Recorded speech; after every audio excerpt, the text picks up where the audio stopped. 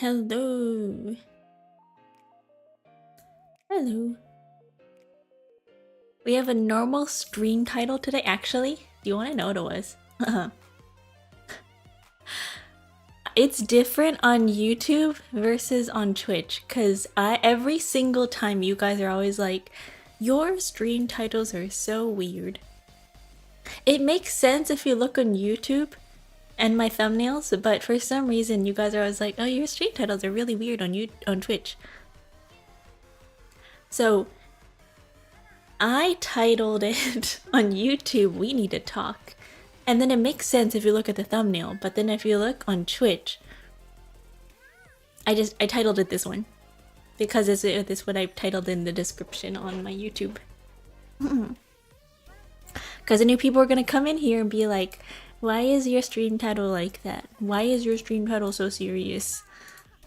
And no, it's a joke. It's supposed to be, it's like supposed to be like hee hee haha, you know? Anyways, hello everybody, welcome. How are you? Rare Monday stream. Hello guys. I said I was gonna stream on like Friday. I fell asleep, and then I said I was gonna stream on Saturday, and then I didn't do that either, so here I am on Monday. Hey guys. Starting the week off strong. Also, MPCK, thank you for the 10-month resub. Holy moly. That's a really long time. Welcome back. Hello.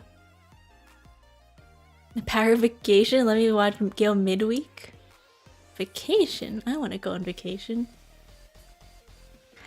Wait, what do you mean midweek? Is today midweek for you?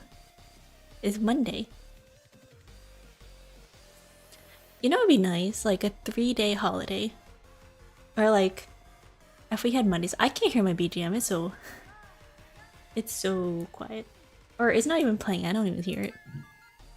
It's Tuesday for us? Really? It's Monday here, technically. It's gonna be Tuesday officially soon, but hey. Is that considered midweek? For me, midweek begins out there like Wednesday. Although it depends on like what day your week starts. Some people are like, oh, the week starts on Sunday. Or wait, what? Some people believe the week starts on Sundays, and some people believe the week starts on Monday. Like, I know there's some calendars who start, like, it looks like Monday, Tuesday, Wednesday, Thursday, Friday, Saturday, Sunday, and Sunday's the end of the week. There's some that go like Saturday, Sunday, Monday, Tuesday, Wednesday, Thursday, and I'm like, what? That's so weird. Nice cue here? Yeah! Today, hair is short. Oh, there we go. Now I hear my BGM is kicking in. I hear it. It's so quiet. Let me turn it up a little. It's a little chaotic. It sounds like... I can actually stay long this time since just streaming early? Yeah! I'm starting kind of on time, 15 minutes late from my normal like 10:45 stream time that I put on YouTube. Or a little bit there, you know? On time, 11. Close enough. I've been trying to get my schedule back on track with my exercise, and you know what happened? Oh my gosh. I went to, like, I took a nap after work. I took a nap after work. And then I woke up at like exactly 7:45 p.m. and then it was the exact same like daylight look outside that like I wake up in the morning to. Like I wake up at 7, but I don't actually leave until 7:45 to go to work. And I woke up exactly at 7:45. I woke up like from my nap. I was like lying in bed and I was like, ooh, what time is it? Holy moly, what, like, why am I dressed like this? Why am I dressed like this? And then like, what's happening? Where am I? And I looked at the time and it said 7:45 and all I saw was 7:45. But I didn't see the actual like AM or PM. So I was like, for a brief moment I thought, oh my god, did I sleep the entire, like, after I got home from work, did I pass out for the whole day? The the whole night, and then I woke up in the morning and I'm like, wait a minute, am I late for work? And then I was like, oh wait, it's PM. The sun's setting, okay. Now, yeah, we're back. I was like, oh wait a minute. Greetings, happy Monday, unknown. Just go through a regular stream schedule now? No, it's just for this week. It's gonna be a little chaotic. I'm testing different days actually. Because my school schedule is gonna be a little different because I have to go in person for like 2 days a week. I think my school schedule is like Mondays and Wednesdays in person. I am experimenting with different days. Depending on like, let's see how it goes, you know? Like sometimes I get back on, like I get back from school Monday at like 10:30. Yeah, we're definitely keeping Fridays. I just don't know about the other days. I was saying Fridays and early work on Saturdays. Yeah, we're keeping Fridays. We're keeping Friday streams definitely for games. For like longer game streams, I will always keep Fridays because I like that day because I can, you know, stay up pretty late and then stream for longer so that we can play game. I was gonna play Half-Life last week and then I fell asleep, so we're gonna do that this week. Trying to get my sleep schedule back on track too, so maybe, hopefully, crossing our fingers. We'll do it. It'll work. Hello, hello, Racer. Hiyo. Hello. What are we sassing? Nothing. We're talking about normal things. Wait, I have to bring up my. I have to open up my list of things I'm going to talk about. Because I have a list. This stream's mostly normal for now. Hey, it's always normal. How are you doing? I'm good. How are you? How is everybody? Everybody having a great time? I think, oh my gosh, I think it's been like 10 days since I last streamed. Divine normal? It's so normal. It's like, it's normal when we talk about normal things. Everything I talk about is normal. Okay, you haven't, when I say I'm normal, you haven't seen enough streams. Like, genuinely, you haven't seen other streamers. If you, like, click on a lot of other people's streams, there's things going on. I am so normal. I just got back from watching the preview of Coyote vs. Acme in theaters. Cool. I don't know what that is. I've been hearing people talk about this Spider-Man movie, and people are talking about how, like, there's like a specific point in this Spider-Man movie where people are like, you know, this is kind of like romantic. They're like, where Ned waits for Peter, and then they're like, well, people would be shipping Ned and Peter, but they don't because for a very specific reason. and then we were like talking about that, and then everybody in the comments were like, Was it the end credit scene? I don't know. I never watched the movie. I just saw people talking about it. It was like they revealed that, what, like Ned was in a time loop or something, and he waited for Peter, and he gave him like a gift or something. I don't know. I don't watch. I didn't watch it. I don't know what's happening, but I just saw people talking about it on Twitter. And people were like, you know, that's kind of touching, you know? Like, if it was a girl who did that, you know, people would be all like, oh, there's romantic implications. But because it's his dude friend, it's like, oh, he's a really good friend. I don't watch the movies, I just show guys. Yeah. Don't you? Okay. Like, long time ago, when I was, like, watching, like, Marvel stuff, it's because my friends were really into it, and they were always like, hey, on the weekend, let's go watch a movie together. Back in, like, middle school. And then every single time their idea of, like, oh, let's go do something together, it's always go watch a movie. So I have watched, like, a lot of the Marvel movies, because that's what they were really into at the time, like, really out of order. I heard the last movie that they're making is gonna be crazy. Like, they've got like old actors coming out of the woodwork. They got like every single major Hollywood actor in that movie in like the latest like Marvel Cinematic Universe movie. Oh my god. What's your favorite movie of the year so far? Have you seen any? Oh. Movies. I don't even remember what movies I've watched. I liked Obsession. I watched that with my friends. I think that movie was cool. We watched The Matrix this year. I think, yeah. We watched The Matrix this year. That was really cool. I don't know. I don't know what other movies. Doomsday, yeah. Was there ever a Spider-Man comic where Peter Parker was G in the LGBT spectrum? Okay, yes, in the comics, there is like a huge Pete, like, Spidey pool is a major ship. I don't know if you guys know this, but like, back in the comics, back in like the 90s, the comic 90s, Deadpool is like a flirt. He flirts with everybody, and he flirts with Peter a lot. So there is a very big and popular like Spidey pool ship between those two. Can you watch Brand New Day? No. Is that the Spider-Man movie? Is that it? I don't know. Never took you for a Marvel, and I'm not. My friends were. I watched them because they were like, oh, let's go do something together. And then their idea of going out was watching the Marvel movies every single time they came out. I don't know what they are. The last Spider-Man movie I watched, I did not watch Homecoming. I watched the one with Andrew Garfield back in like 2000 and whatever.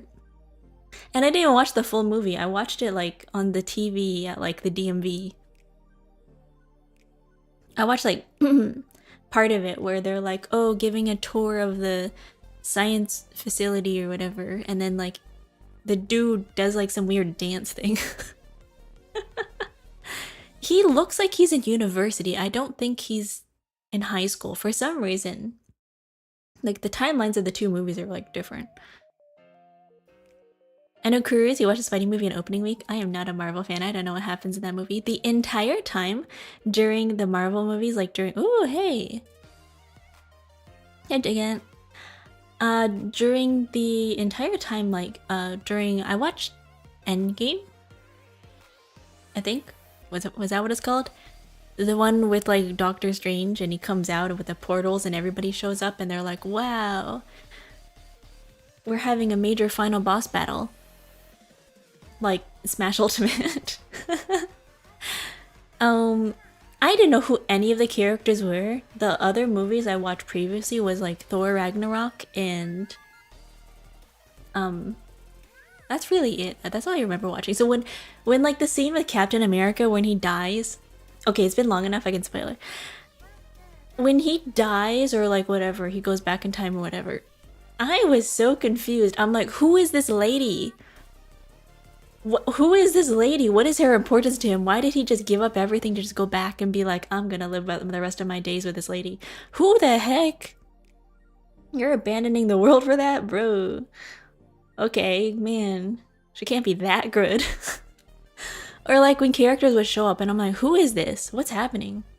Like the entire time in the movie, my friends were like, oh my god, that's so sad. Oh my god, this character shows up. Oh my god. So-and-so's here. That person's here. I'm like, who is that? What is that? Who is that character? What is their name? What do you mean who? What? Because they would show up and they wouldn't even introduce themselves. They'd just be like, hi, I'm here. And I'm like, who is that? And they're like, oh, you know, that's Wanda. I'm like, who is Wanda? What does she do? They're like, oh, that's like the Red Skull. I'm like, what is the Red Skull? Who is that? I don't get it. I'm like, what is their purpose? Like, why? Why are they here? What do they do? Like, what is their power? What is their name? What? So I spent the entire movie very confused. And then it wasn't until the very end that they had to like walk me through like... They're like, just watch the movie. And I'm like, but I don't know what's going on. I don't know what's happening. Wanda from the Fairly Odd Parents is a Marvel movie? Yeah. What's her name? Scarlet Witch, I think? Is that her name? I don't know. I know she has like a spin-off TV show that people really liked, where it was like black and white for like half the time. People really like that. I don't know. She gets into a relationship with some robot dude, and then he dies, and then I don't know what happened. Or he dies in the movie or something, right? Because he had the stone in his head, and then like when the big purple dude came and he took it, he like died. I think. What's his name again? What's the big purple? What is the purple dude's name? What's that guy? Thanos, yeah. Thanos. Vision is his name. Oh. Is there a character named Cosmo in it too? Yeah. Died in the movie, and she brought him back to life as some illusion. She brought him back to life as like some normal dude. Like, he doesn't even look like a robot anymore. He doesn't even have red skin. He doesn't even like look cool. She brought him back as like some dude. It's like some white guy. I was like, okay, yeah, that's basic. Like, girl, really? Really? You had like a really cool android robot boyfriend and you brought him back as some normal dude? Like, hey. And then there was, I might be confusing this with X-Men, but there's like other characters too. I don't know, do they overlap? Does the X-Men overlap the universe with like Marvel? They got to, cause like Deadpool's in those movies. Spider-Man in Marvelverse is like most down-to-earth and human superhero? Is he? I don't know. Marvel and X-Men characters will be in Doomsday. Oh, Wolverine has met Deadpool. I don't know enough about Marvel to really say. I don't know. Like, I know Wolverine's like was in the Deadpool movie. I watched the Deadpool movies, but who the heck is Doctor Doom? I only know about like, who's the guy's name? There's this one meme of this comic panel that I see sometimes of this guy. He's bald and he points at people and he just makes them explode with his mind. I don't know what his name is, but I think it's really funny. There's this one picture on this comic book where a guy's like pointing at a dude and the guy just explodes. It's like a blue panel and everything's like, whoa. I don't know. I also heard that there's like a new Superman comic, TV show, series.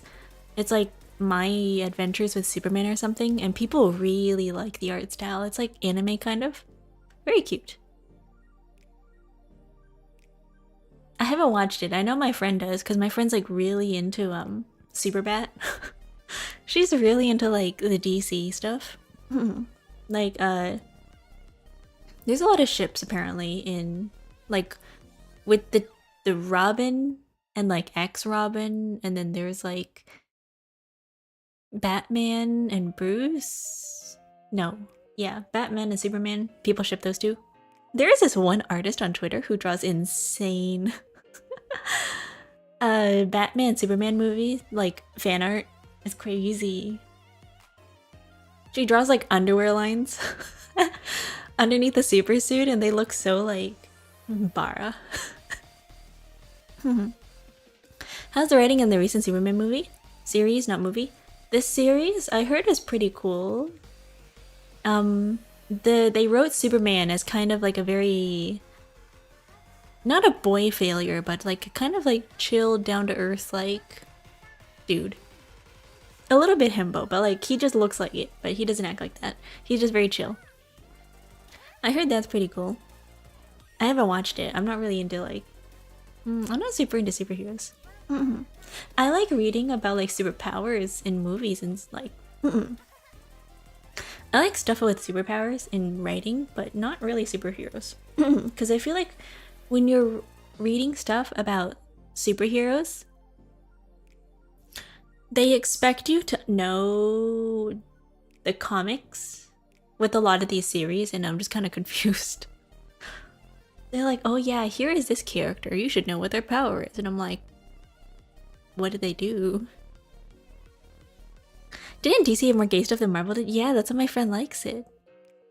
Super bad. With Superman and Batman, people ship those. There's also like, what? Todd Howard and Damian something? I don't know what their name is. I don't know. They made one of the Superboys gay? I don't know. I don't know enough about that stuff. I know my mom was watching Daredevil for a little bit. It's like some, what, dude who's blind? What is his power anyways? What does he do? Is he just blind? Does he just have insane, like, senses? Is that it? That's a superpower? He's just blind and really good at fighting? He has heightened senses? Ooh. You must explain shipping to me. My brain doesn't get the appeal. Imagine homoerotic tension. And they were lovers. Yeah. Would you watch a live action Static Shock movie? I don't know who Static Shock is. What is that? Who is Static Shock? I think he would prefer reading DC over Marvel. I didn't grow up with the comics, so I don't know. I don't have really attachment to them. I grew up reading, in terms of comic books, I turned out reading like Archie comics, and then I also grew up reading Calvin and Hobbes and Garfield, as well as like Tintin. I have some like, Tintin books, but not so much Marvel or DC, like superhero stuff. Because the thing is with comic books, you have to read them in order and then you get really confused. Like one issue, you're like, oh yeah, like something happens between these two characters. What happens afterwards? I don't know. Love me some Deadpool and Wolverine movies? Yeah, I like Deadpool. From a cartoon series from early 2000s that was on Kids. WB? Warner Bros? There was a TV series. I never watched it. I don't think I had cable back then. I watched whatever was free, and that was PBS Kids. I watched Sesame Street and normal things like, I don't know, Looney Tunes. Is a local channel block here? Not where I'm from. They didn't have superhero stuff on TV. I remember like the only closest the closest superhero thing adjacent was the PBS Kids word girl. She's like, the word of the day is this. I'm like, oh cool. So that was what I watched as a kid. I wasn't really into superheroes. I watched Pokemon. What about Arthur? It was on PBS Kids. I did watch Arthur. I watched Arthur. I watched Franklin. I watched what was it? Josie and the Big Comfy Couch or whatever? The Bernstein Bears. Not Cyberspace. I watched what was it? Something with Ruff Ruffman. That one's funny. That with the dog. What other TV shows do you remember? I watched Blue's Clues. I watched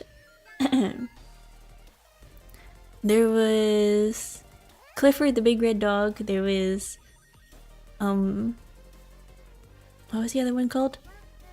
There was Reading Lions, Library Lions, something like that. That one's old. I think that was a Sesame Street show. There was Reading Rainbow. There was I think I remember reading, or I remember watching, what was it called again? Do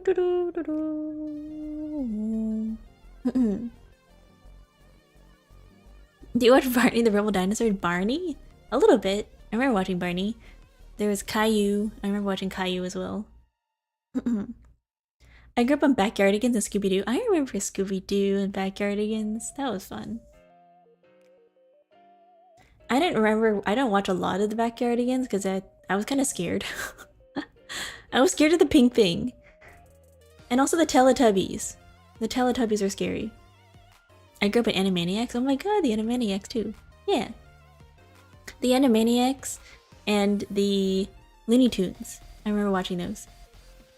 They would put that. They had it on DVD. They had it on VHS tape. They had it on VHS tape, and they would put it on like during school, sometimes after school. Yeah, the Looney Tunes, Tom and Jerry, Roadrunner, stuff like that. I actually never watched Space Jam. Did you know that? I've never watched Space Jam. All I know is that the fan art of Space Jam, Roger Rabbit winning in life. Like, man, he got Jessica and wow. Also, the fan art for, what's her name again? Laura? What's her name again? I don't know what her name is. She has like, she's like blonde, like a blonde rabbit. She is so hot. She's so pretty. I don't know, the fan art makes her look so pretty. I'm like, wow. Yeah, Lola. Yeah, Lola. I'm calling her Laura. Yeah, they make her look so cool. Jessica Rabbit, yeah. Roger Rabbit and Jessica Rabbit. What a... She's dating him because he's funny. I never watched Space Jam. Did you watch The Land Before Time? I didn't. I did not. I think I've watched part of it, but I don't remember it though. She awakened a lot of Space Jam watchers. Yeah, back in the day where people were like, oh, we can't draw naked women, we have to like replace them with animals. And then people were like, wait a minute, sexy animals. Her character was better in the 2011 series. I never watched either, so I don't know. I just know that the art, the fan art of her makes her look so cool.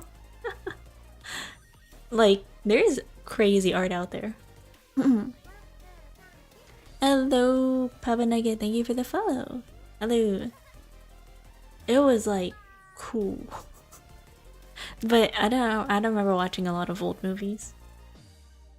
I think I watched, what is that movie called? With like, I'm gonna describe this really badly. Okay, so there's like a group of kids and they go back in time to like, and then at some point there's like a pirate ship, and the title of the movie starts with a B. It's like, it's not the Backyardigans. It's a live action movie with people, and then there's like this homeless looking dude who's like kind of scruffy, and he's all like, and it's like a very 90s movie. I don't remember what it's called. This is very badly described. I don't know what it's called. Hello. Oh my god, I can't remember. What is it called?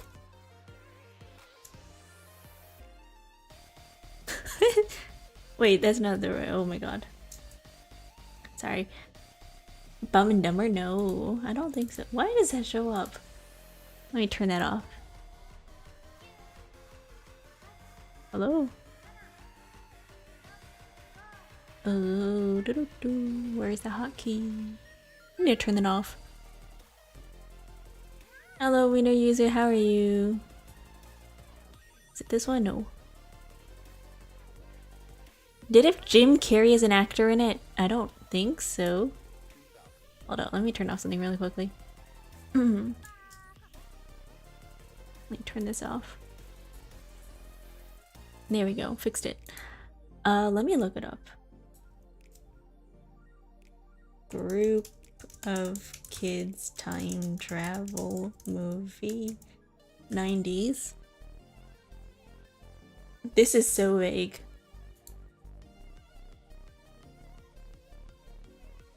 Not Space Jam. Oh my god, earbud. No. Oh, I don't know. The Boy and the Pirates? No. I don't even know. What is it called?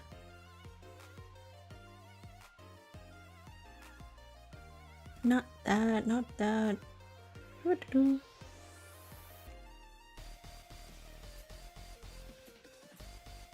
Journey to the Beginning of Time, yeah!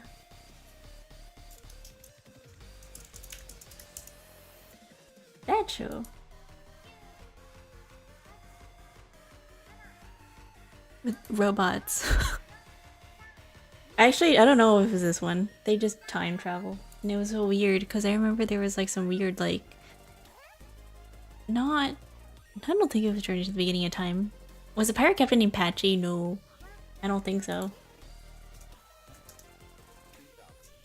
They discover some like boat. I don't remember what it was called. I don't know. It's so vague. I just remember them going through like a cave, and then they end up on a boat, and then they go through like the boat to like this giant... They come out of the cave with the boat, and then there is these giant like steps, like big stone steps, and then they're always like, ooh, where is this place? And then the movie ends with them being like, where the hell are we? And that's all I remember. Hello Carsons, how are you? It's okay, we don't have to think about it anymore. Was it made by Nickelodeon? I don't know.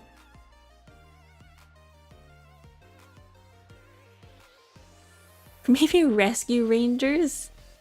I've never watched Rescue Rangers, I don't know what that is.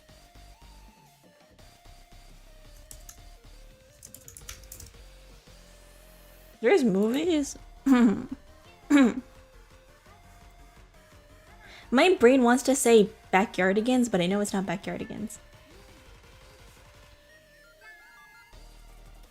It's like something. Journey to the Beginning of Time summaries a young boy finds a fossil of a trilobite. Together with his three friends, they set off an adventure journey through prehistory to the beginning of time. I don't think it's that one. Wait. Let me see. I don't think so. I don't think it's that one. Time travel. No. No, it doesn't have dinosaurs in it. This is so vague. Anyways, we'll move on. If I remember, I'll be like, oh yeah, that's the movie I talked about last time. But then if not, it's okay. Ooh, why am I so low?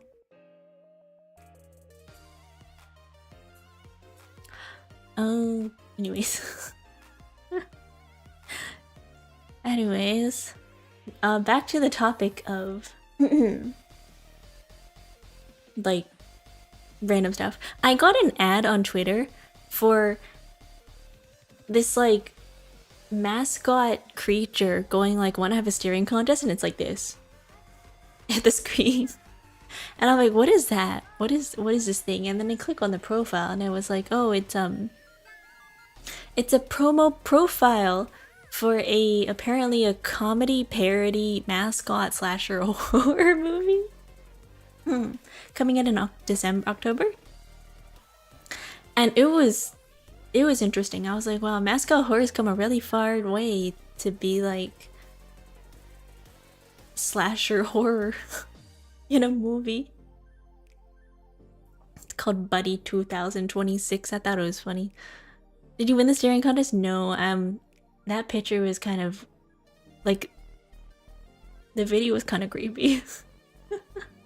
Do you recommend oh my god, my voice.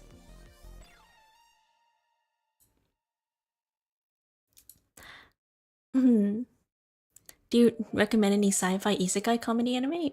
Sci-fi isekai comedy? That is so specific. Isekai and comedy and sci-fi. I don't know if you can find a sci-fi isekai. I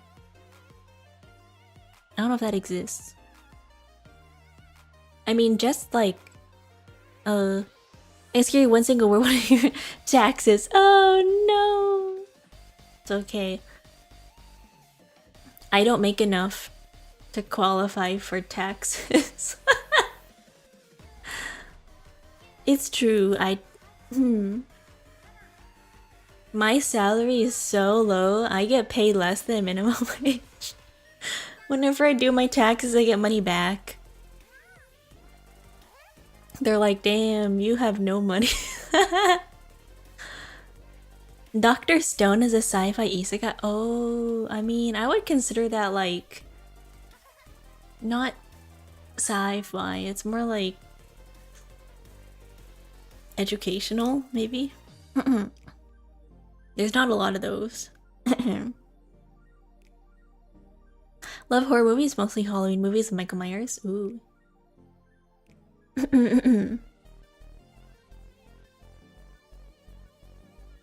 But anyways, what was I talking about? Oh yeah, horror movies. Yeah, there was a horror movie. I was like, wow, there's like... I didn't think that we come so far that there's gonna be like mascot horror slashers. But then again, I think they've done slashers with everything. Like, remember when they remember when Dr. Stone lost the license for Winnie the Pooh, and then like the next year afterwards, like not even 6 months later, 8 months later, there was like that Winnie the Pooh slasher. The Winnie the Pooh slasher movie. Do you guys remember that? What was it called? Like Pooh. It was so funny. I don't know. That was iconic. I don't know. They were like, oh, you know what we can do? We can we can make little horror like the Purge masks, but like vaguely looking like the Winnie the Pooh characters, and then we can have like a slasher movie where like people wearing a pig mask and a bear mask go around like killing people in some like small podunk town in Utah.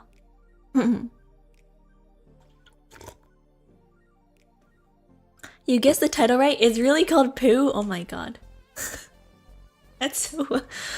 They lost the license to their IP for Winnie the Pooh, and then people immediately afterwards, what happens whenever like a big thing loses their you know, every single time a major IP loses their like, I guess, copyright to it, there is just slasher fics that come out the next year where they're like, oh, you know what we can do? We can make like slasher fics. It's always the slasher fics.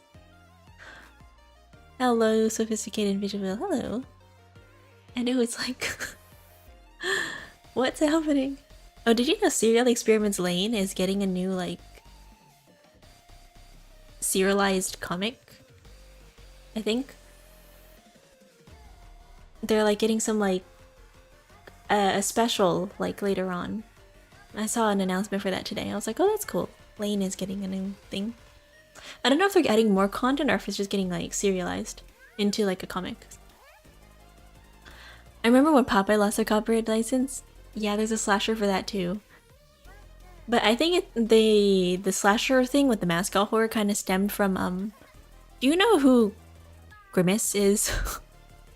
He's like a mascot for some sports team, and then he went viral on TikTok, I think a while ago, for being like really scary looking.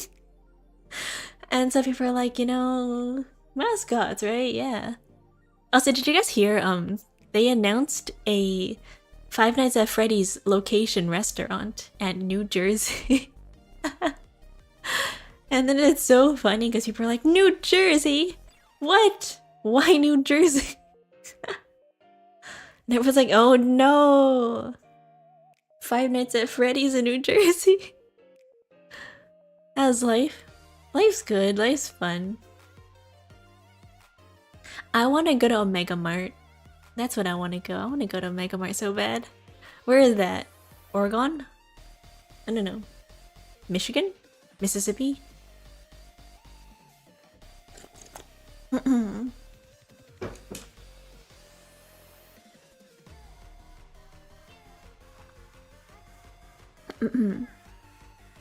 I wish there was a Freddy's in Texas.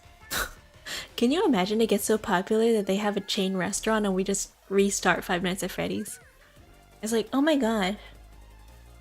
Animatronics do so well as entertainment. What happened to Chuck E. Cheese's? What? For Chuck E. Cheese without the do? Yeah, what happened to Chuck E. Cheese? Didn't they used to have animatronics and then I think they retired them? I heard about Five Nights at Freddy's Pizzeria. Hope Freddy doesn't kill us. Yeah. I was like, whoa. That's cool that they're making a in-location rest. Is it like, I don't know if it's an actual restaurant that they're having like permanently or if it's like some pop-up store. Who knows? But pretty cool. I don't think the creators of Five Nights at Freddy's realized that it was gonna get that popular. Like 10 years later down the line, it was like, whoa. And like, the game isn't that good. Like, the game itself is pretty simple. I am very surprised that it was like able to be that popular. There was one still here, but only has arcade games and food now. Yeah, that's basically what Chuck E. Cheese's is now. It's like some boiled down version of Dave and Buster's. Like, I don't know if you guys have this, but there's like there is like a mellow mushroom adjacent. Please. Oh, my voice.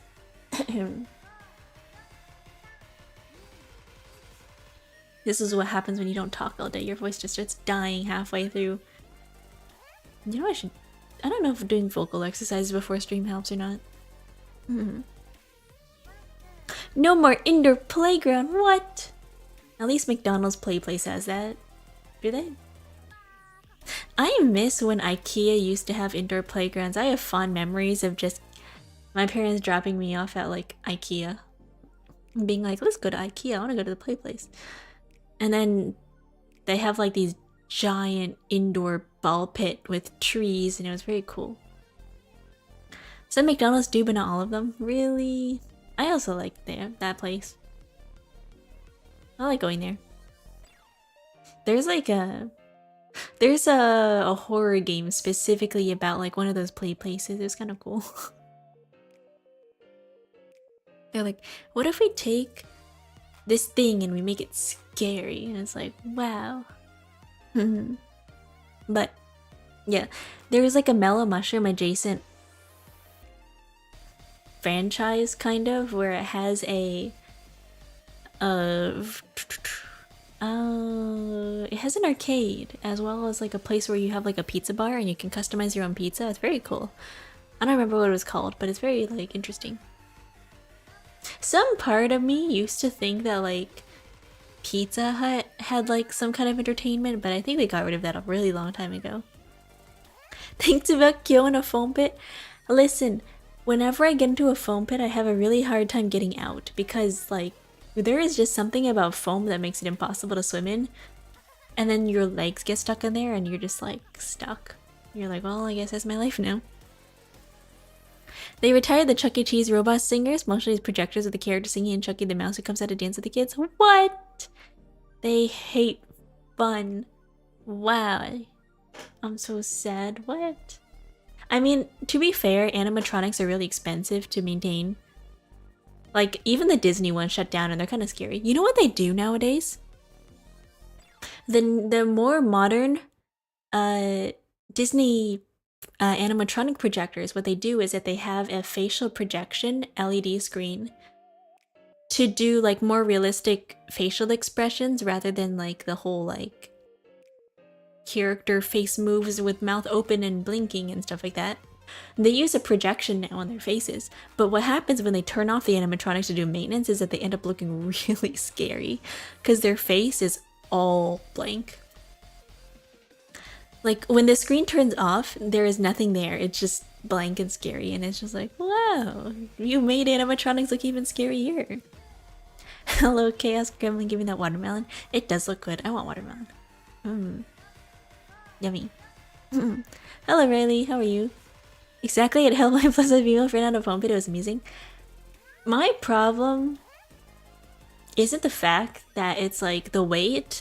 It's the fact that my limbs aren't long enough to reach the edge of the foam pit, so if you are ever to come down a slide and to land in a foam pit, not even a foam pit, even a ball pit, you're kind of screwed. Like, once you're in the middle, like, it's really hard to get out. Like, especially from like a depth, if you dive into a foam pit and you wedge yourself in there far enough, good luck getting out.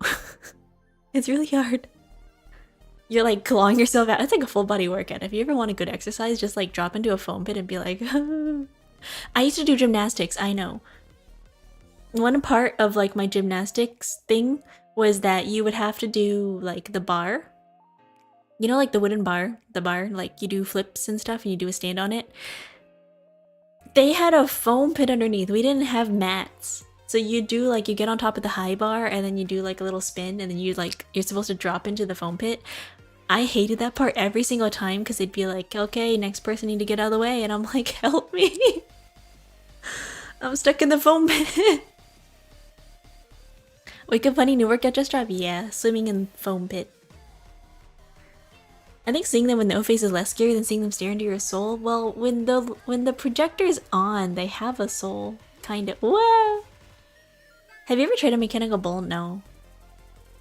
I've tried the riding horse. What's that thing in gymnastics? It's like a giant thing. Yeah, I did gymnastics. I also used to do ballet. I also used to do karate. I gave up on those. I gave up on karate after like 2 weeks and I stopped doing ballet after like a week because I hated it. The only thing I was forced to stick to was like gymnastics and I did that for like a year and then I did dance afterwards. Back in the 90s, Pizza Hut had arcade games and now you can eat pizza and salad buffet, not so much. Yeah. Okay, Pizza Hut pizza isn't that great. I just remember going to Pizza Hut for like the pineapple and ham, the Hawaiian pizza, and it wasn't very good. Like, they don't know how to do good Hawaiian pizza, but then I get that, I think that's on me for every single time going to Pizza Hut getting the same pizza. I never tried anything else. I only tried like the Hawaiian pizza and every single time I would be like, oh, this is so bad. I'd be like, wow, this sucks. And then I would go back and I'd be like, Hawaiian pizza, this sucks. Like, why am I getting Hawaiian pizza? Good Hawaiian pizza? I've never had good Hawaiian pizza. I get it because I can and because there's no other option. Because like, if you're gonna go to a pizza restaurant, you have to get something that you're not gonna make at home. So that includes like specialty pizzas, like Hawaiian pizza. Why would you go to a pizza joint just to get cheese pizza? That's kind of sad. I only follow femboy. I'm not a femboy. What? Hello? Have you been to a Pizza Inn? No, I don't know what that is. Hello? Am I a femboy? Oh my gosh. I heard that the Ribbon Hero came out recently. The Ribbon Hero from, Lamb? No, is it Lamb? I don't know. Lamb? Lamb Sensei? The Ribbon Hero came out, and then one of the main characters is very cool. I see Yaoi, so hell yeah! I love Yaoi. I do. You're a femboy in our hearts? Hell yeah. On the inside, I am a twink, apparently. In my soul, I'm a twink. Maybe pineapple on pizza should not be a pizza at all. I mean, it can be good. Pineapple on pizza can be good if it's done in the good way, like if it's caramelized. Here, local on pizzerias are less expensive than joint brands, so there's little reason to order there. Ooh. I remember my college university town, there used to be a specific pizza place where you could get like a whole huge like 10-inch pizza for $5. It was great. A lot of college kids used to go there. Ever go to pizza place? Ooh, fun. I heard that at Little Caesars there is this one place where you can walk into, and if you tell them like give it to me dirty style, they'll give it to you and they'll take like the Parmesan butter. Basically that just means that they take like the butter and they slather it all over the pizza and they cover it with Parmesan, like a heavy dusting of Parmesan, and then they bake it. And then it's like, yeah, I want to try that. Although it looks really unhealthy, like my cholesterol will be like, ooh, bad. But I want to try it at least once. How very indulgent, delicious? Yeah. There was this one time I went to like a New York joint. New York pizza is really good. Anyways, there's this one place in New York that has like a really nice truffle mushroom oil pizza with a thin crust. It's so good. Oh my gosh, that place is great. I don't remember what it's called, but like, oh, it's really nice. Also in Boston, there's like a really, really good brunch place. It's like a little small town diner. They have the best what's it called again? Corned beef hash you've ever seen. It's like not like the diner potatoes, you know? It's the shredded potatoes that like, you know when you put potatoes through a cheese grater and it has those little like strands? They grill that on the grill as like a little pancake, and it's like shredded potatoes like grilled with like sunny side up eggs. Like, I like those kind of potatoes when I go to a diner and they have those. Chips? I don't know what that's called. It's not the diner potatoes. They like shred the potatoes instead. And it's really, really good. I like it. That sounds really good. Yeah, corned beef hash with those kind of potatoes. It's really nice. It's in Boston. I don't remember where. If I go to Little Caesars, I get hot and ready pepperoni, my go-to pizza. I get ads for Little Caesars and Domino's all the time. But yeah. Sounds like french fries but not deep fried. Let me show you a picture. I want to see.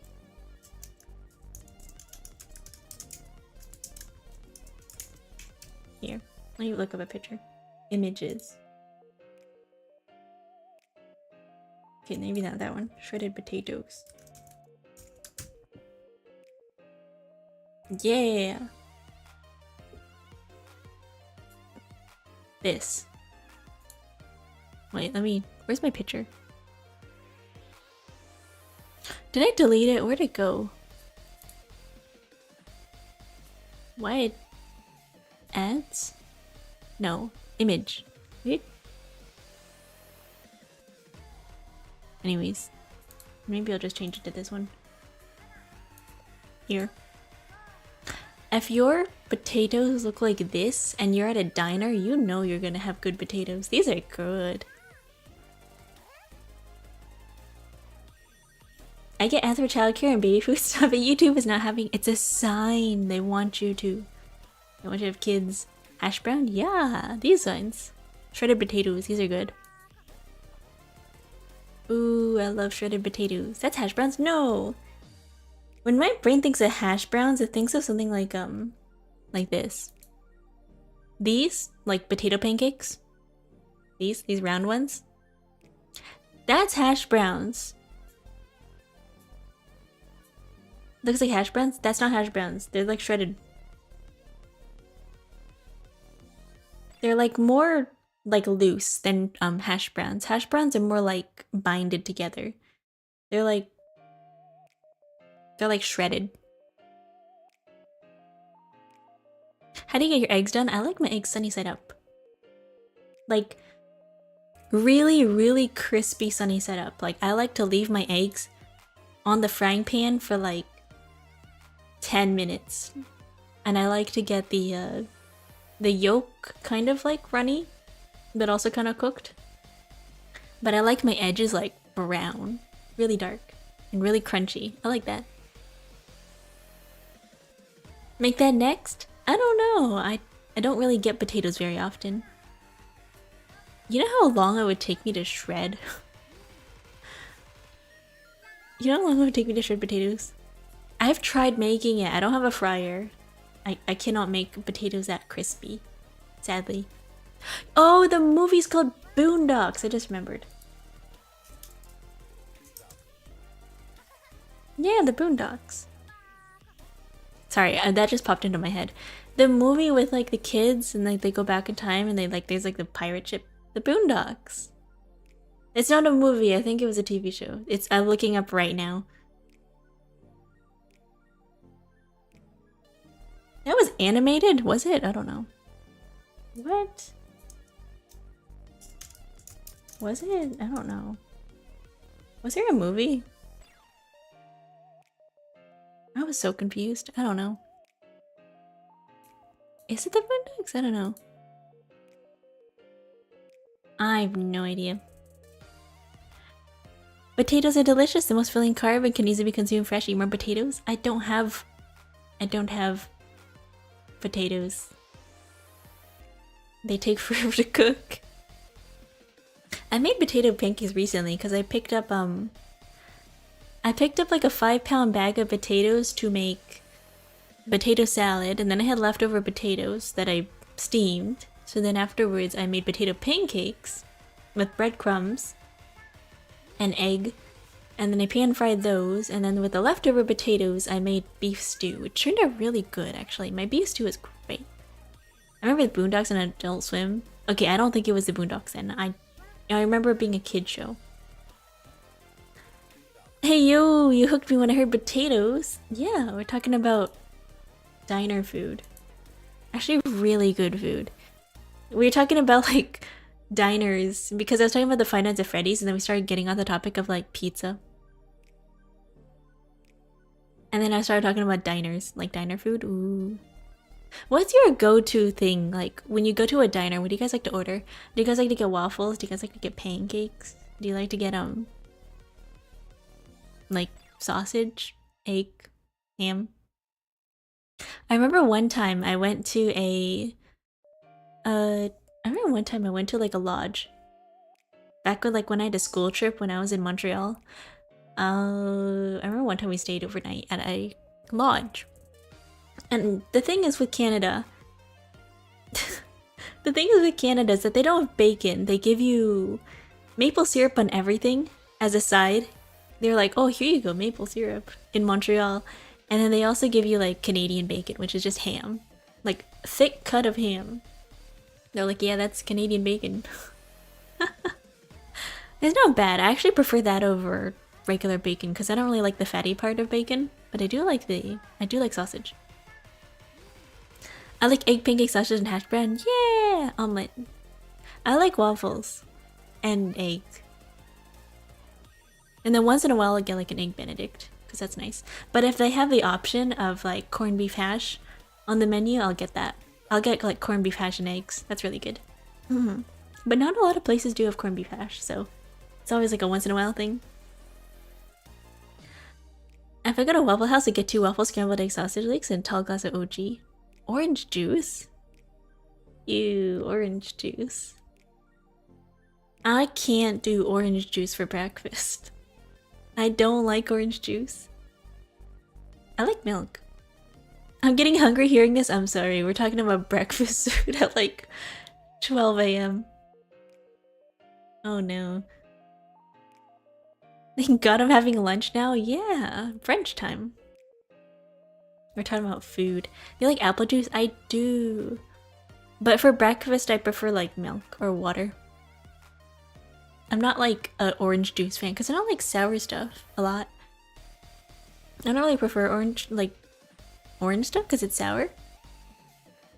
I'm okay with what's it called? I'm okay with orange juice if it's mixed with apple juice or like grape juice, like if it's mixed. But by itself, I don't know, it's a little too sour for me. So no lemonades? I'll only have lemonade if it's with black tea. I like lemonade and black tea.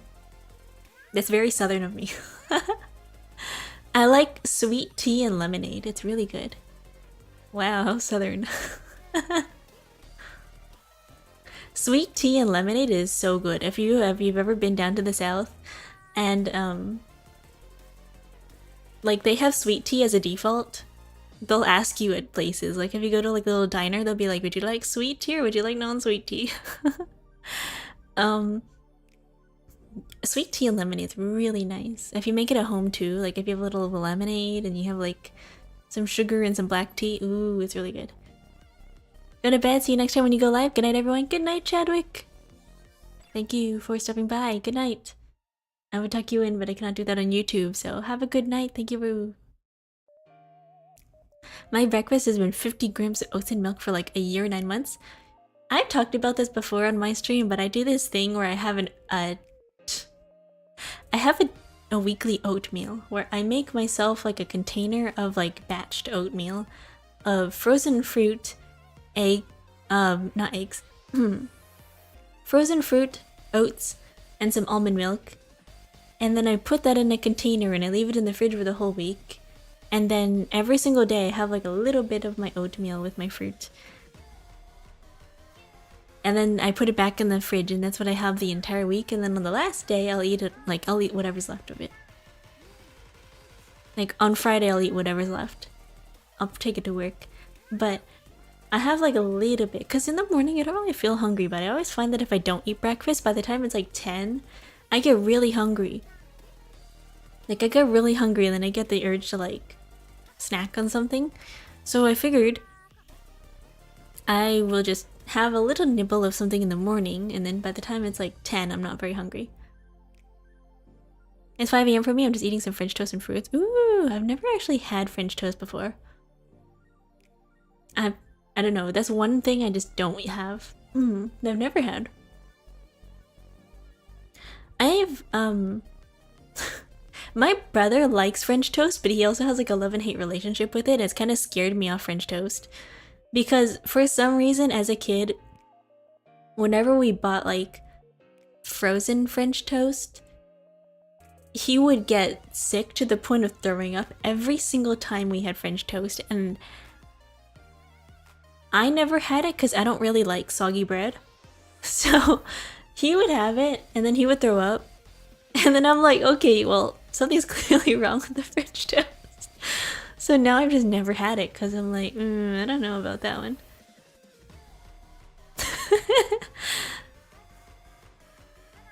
So I don't know. I would prefer waffles. Make your own French toast? I'm kind of scared.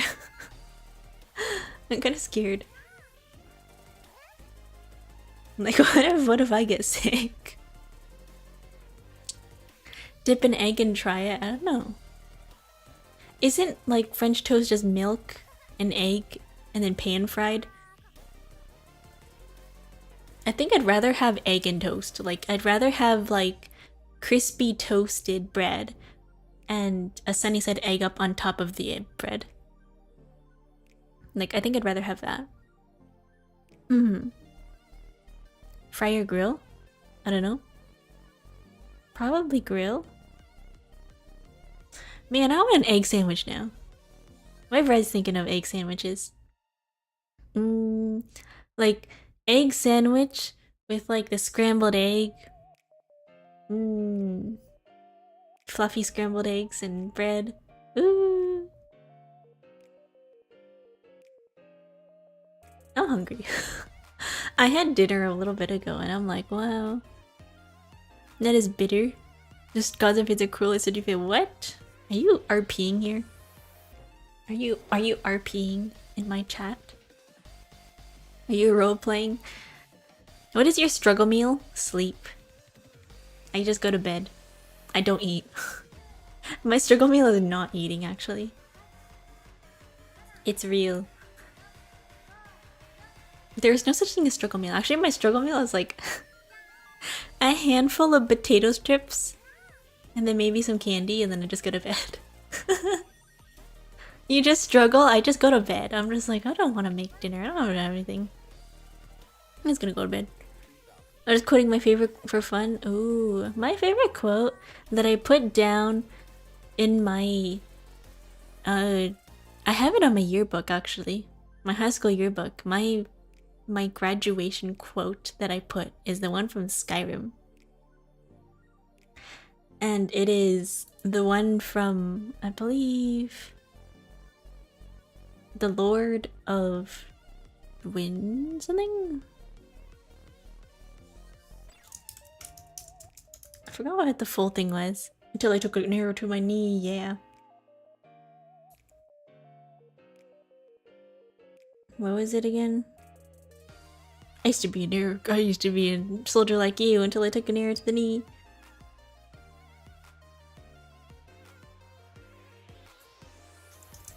What was that called again? I love Skyrim. Skyrim is so nice.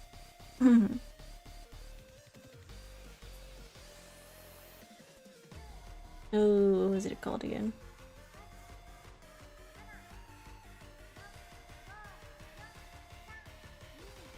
Alright, yeah. What? There was like, in life there's a lot of choices?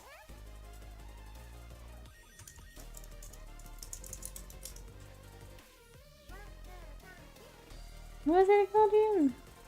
Oh my god, I hate googling stuff. On Ecosia.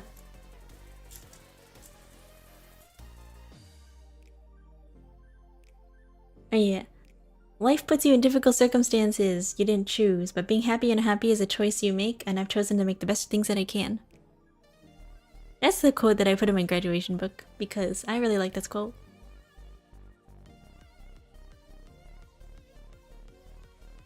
Yeah, I like that quote. Because it's like, you know, you can't choose where you are at that time, but you can choose the mood that you have. And like, the only thing you can change in life is yourself. My favorite quotes from Bloodborne: acts of goodness are not always wise, and acts of evil are not always foolish, but regardless, we shall always strive to be good. Yeah. I like that quote. I like the quote. Being unhappy or unhappy is a choice you make. I think that's very true. Because, like, you can't choose your actions, you can't choose what happens to you, but you can always choose, like, your opinion of things and, like, your mood.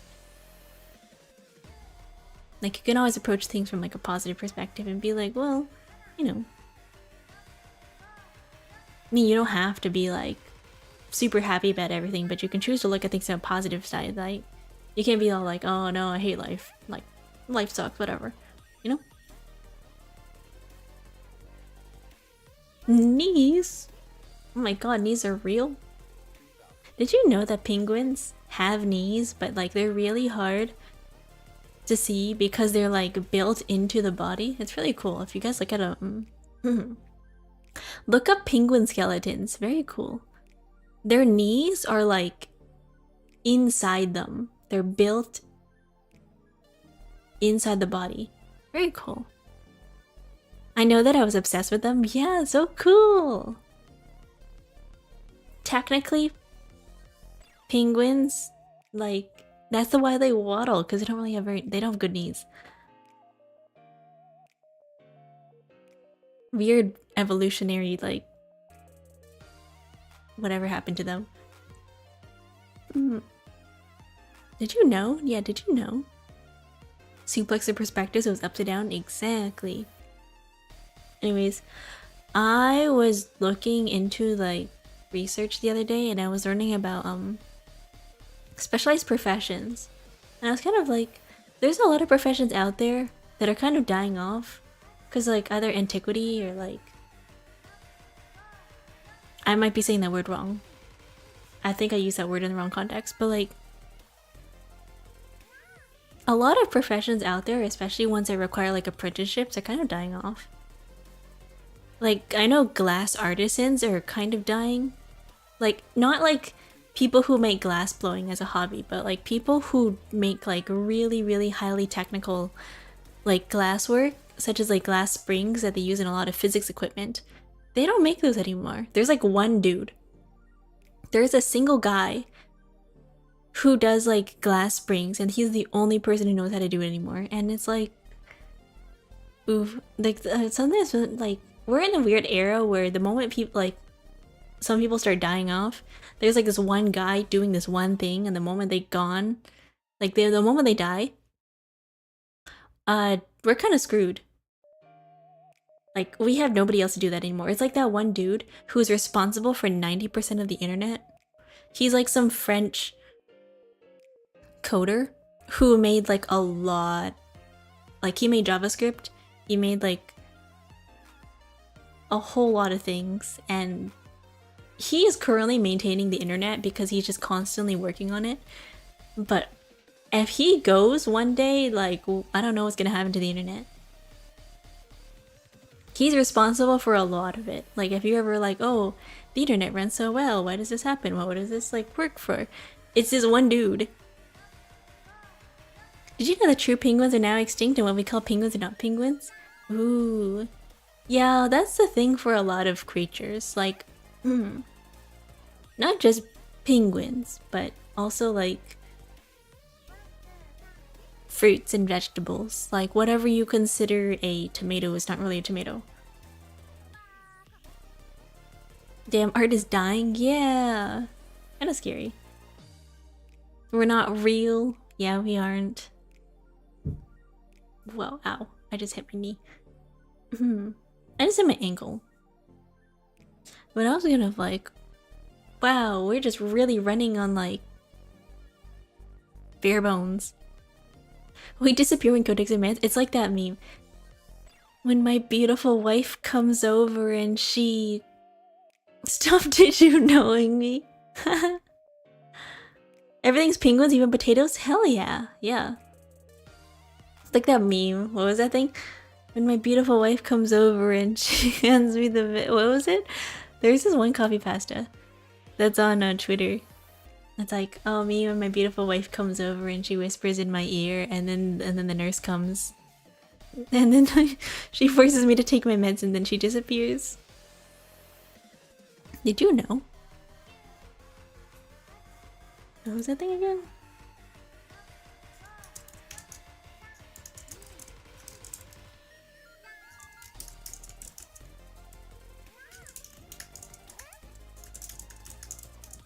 What was that copy pasta again? I just googled it and then AI overview told me to talk to my doctor.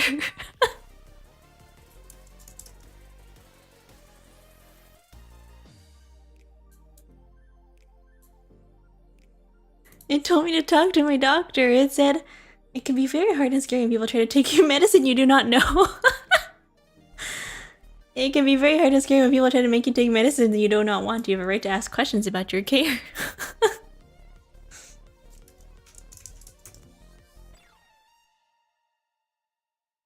I'm trying to look up the copy pasta meme. Tell the AI the wife is kind and beautiful and the doctor is not. Yeah. What was it?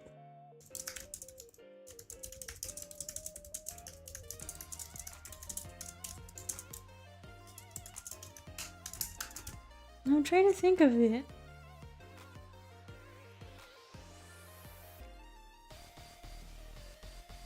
No, I can't find it.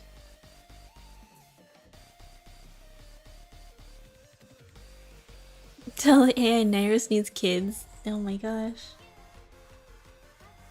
Man, I can't find it.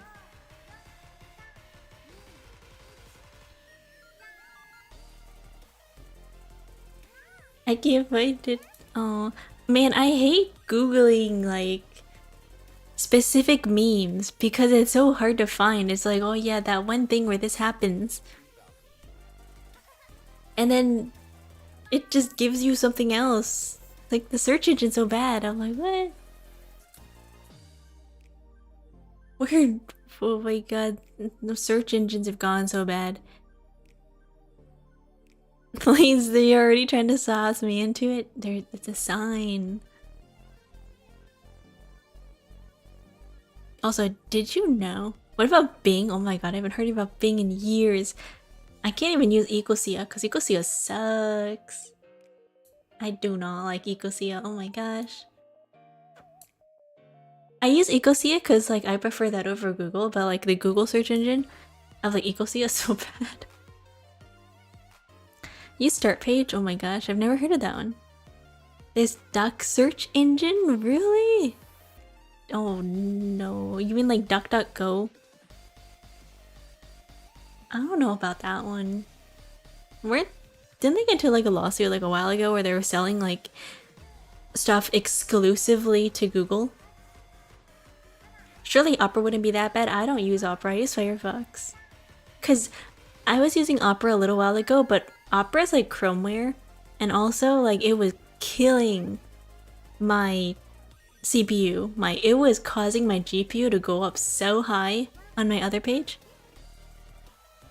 Start page is privacy focused and AI is opt-in instead of opt-out. Ooh, never heard of that one. I've heard about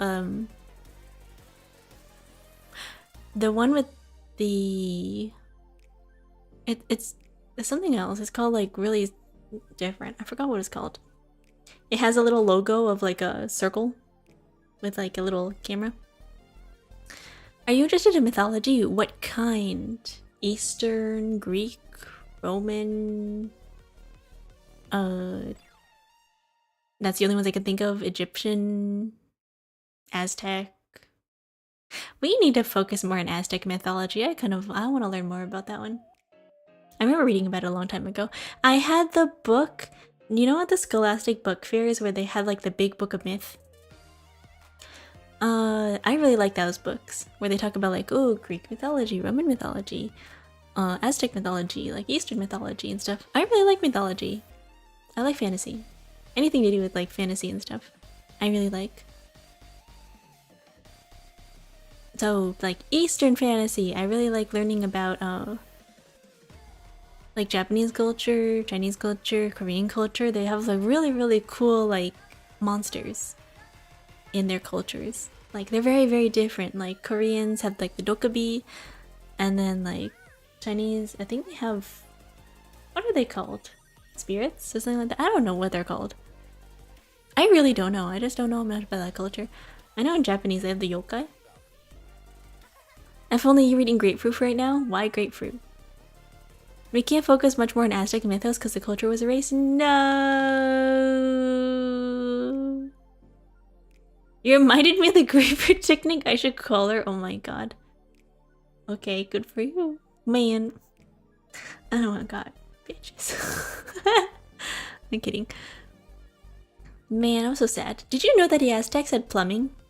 Like, we, for some reason, had years of plumbing, and then the Aztecs got wiped out, and then it just doesn't exist anymore, and then we have 5,000 years of sewage and whatever the British were doing, dumping their sewage onto the street, and then they had the Black Plague for like 600 years. We had sewage technology. The Aztecs, the Mayans had sewage technology. They got rid of it. Like, they found ancient toilets. It was very primitive, but what it was, they had lavines where they had running water through a stream, and they would redirect it through like a lot of pipes and stuff, but they had indoor plumbing. They had houses specifically for toilets where people would go and do their business in a specific area, and then the running stream that they redirected would wash the waste downstream to a separate reservoir. And it was like, instead of flushing, because it's like a running, like it's a running stream. Isn't that cool? They had plumbing back then. Yeah, they had sewage systems. And then something happened, and then people decided, you know what we're gonna do instead? We're gonna have pots in the room to like do our business in, and then we're gonna dump it into the street. People used to dump their sewage out the window. I don't know why. And then because people were just dumping stuff on the street, they had the Black Plague. They specifically had people go around and collect buckets of sewage. Like, that's what people would do. Like, in the morning, a guy would come around with like a giant cart, and he would ring a bell, and then people would come out of their house and dump the pot from like the nighttime into like the big thing, and then like they would go get rid of the waste somewhere else. But like, come on guys, what happened to living back in like the early medieval times? Was so disgusting. I don't know how they survived. It was so gross. Look at these primitives wasting time going places to places be instead of working. Savages. Europeans probably. Oh my god. I don't know if you guys have ever been to Paris, but like Europe, I don't know why people like Europe so much, because to me, all I remember of being in Europe was that it smells like pee all the time. Because there's just people who will just go to alleyways and just pee in the alleyway, on the street. Like, no, like dudes will just go on the street. It just smells like pee all the time. Paris smells like piss all the time. I don't like it. That's only the tourist places, that's true. But like, oh my god, I remember being in Paris and it was like, why does it smell so bad? Just got here, what are we talking about? We're talking about sewage systems and Mayan culture and how they used to have plumbing and then they got rid of it. And then we had decades of poor hygiene and poor sanitation. Yeah, we piss the low. But yeah, I wish we could learn more about Mayan culture. It sounds very interesting. We got rid of that. And then, I don't know, there's a lot of cool, there's a lot of cool cultures. You know what's really cool and under like represented in horror? Like a lot of Southeast Asian horror, they have really scary horror. Like, I remember talking to like some people who were from... I had a culture festival at my university once. And it was in October, and I don't remember exactly what the monsters were, but they had like a little section where they were talking about different types of horror monsters that they had, and they were very cool. Like, one of them was like some female ghost who revenges her... who eats the internal insides of men who were abusive to their wives because she had an abortion, or like, no, she had like a miscarriage or something. She's like the ghost of like a pregnant lady who had a miscarriage, and she just eats the internal livers of men. And I'm like, good for her. For some reason, the only way to keep her away is if you were a lady or if you were a child. She doesn't attack children or women, she just attacks men. Sea horror most of the times are really creepy, but some are absolutely hilarious. I love it. There is this one sea horror monster who just lives in banana trees, and she's very cute. All she is, I believe she is like the ghost of just some girl, and she's just tied to a banana tree, and that's all she does. She just lives in banana trees. She's very cute. That's just my ex. When I lived in London, there was like a mile south of Big Ben, there's a pub you can just urinate in a back alley, no bathroom.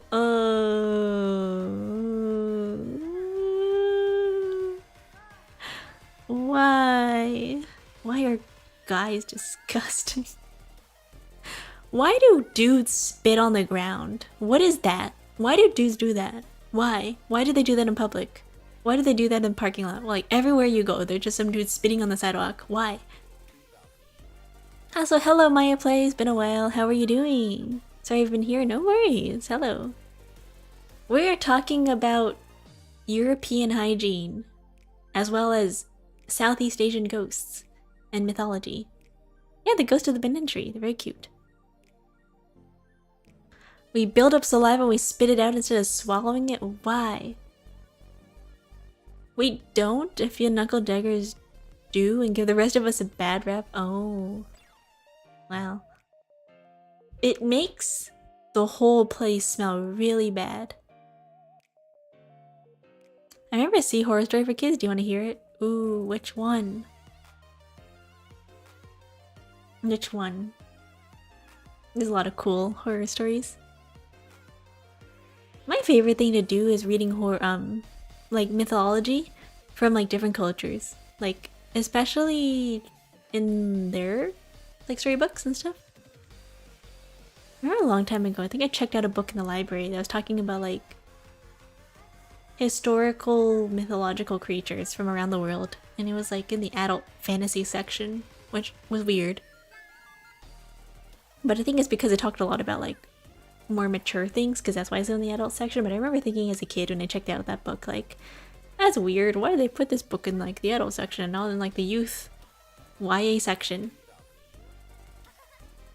That's cool, I'm doing great besides the loss of tooth today. Ooh, is that a good thing or a bad thing? Like, was it an accident or like, I don't know. When I lived in London, you can walk down an alley and see at least 5 guys doing it. Oh my god. Every time the sun goes down, a female ghost comes out with, what? She puts some under her boobs? What? Why? Oh my gosh. There's a reason why Europe smells like pee all the time. I don't know. It's so different when you visit Europe. It just so... it smells bad, and then there's so much garbage all over the place, and then you go to the US and it's like... it's so big, and it's covered in garbage, but at least it doesn't smell like piss. And then like you go to like Asia, and then you'll find cigarette butts all over the ground, but like at least it doesn't like smell like piss. It's a good thing also too now I get that. Oh, that's nice. Good for you. How much money do your parents give you? Now how much, I don't know how much, like what is it, a quarter usually with the tooth fairy? I don't know. I know some cultures they do this thing where it's like if it's an upper tooth, they like toss it onto the roof, and if it's a lower tooth, they bury it under the house. But I think that's like a white people thing.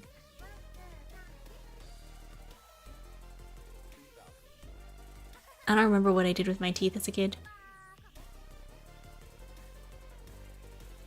That's terrifying. Tell me, where does that happen so I can dodge the boob lady? Hell yeah. Was your grandma concerned?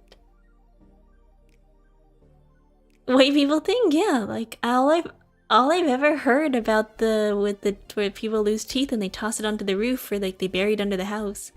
I've only heard white people say it. Like I've never heard like any other culture, like other than America, talk about that. I'm pretty sure other cultures don't really do anything with their teeth. Like I've never heard of like the tooth fairy in Japanese culture. I don't think that's a thing for them. When they lose teeth, they're just kind of like, I lost a tooth, yippee! And then I don't know what they do with it. I remember I read a Tumblr story a really long time ago about a person who got into a fight with a... I remember like somebody got into a fight and they lost a tooth at a bar fight. And then some other dude came over and was like, hey, you gonna eat that? And the guy was like, what? And the guy was like, yeah, I'll buy it from you for like $20. And the guy was like, yeah, $20, $20. And he gave it to the guy.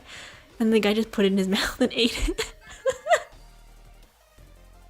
Imagine losing a tooth. Also, by the way, if you ever do lose a tooth, like accidentally, it's like somebody punches you really hard in the face, first of all, make sure the roots are still attached. If the root is still attached to the tooth, you are good. You want to keep that alive as long as possible, put it in milk. If you want to keep a tooth root alive, and you just lost a tooth because you got punched in the face, put your teeth in milk. And then go to the hospital or like the dentist right away, but milk keeps teeth roots alive. That's something I learned. Your knowledge scares me? Why? There's a wives' tales that I've heard over the years. I don't know how true it is, but you can look it up. You can look. Does milk preserve teeth? Are you a sage? How do you know so many things? I don't know. Will they be able to put the tooth back? Yeah, if the roots are still attached, they can put it back in your gums. They can implant it back. Because as long as the root is alive, you will be able to like... It'll be able to just go back in your mouth. Yeah. Because how it works is that the root is like the blood supply and it's like contains your nerves and stuff, so that's where you want it. I was told to throw the tooth properly or else a small gremlin will find it and track me down to take all my teeth. What country is this? What is that? That's so wild. What? I have a European horror story and it's cool. Ooh, which one? When I absolutely got rocked by a guy like 6'8", I lost a tooth from the root all the way to the tip. I just chucked it into the bushes and pulled the knife. What? You could have kept that. They could have put it back. What? Why? Also, hello Bonk, how are you? I'm more interested in the boob lady, yeah. Let me look it up.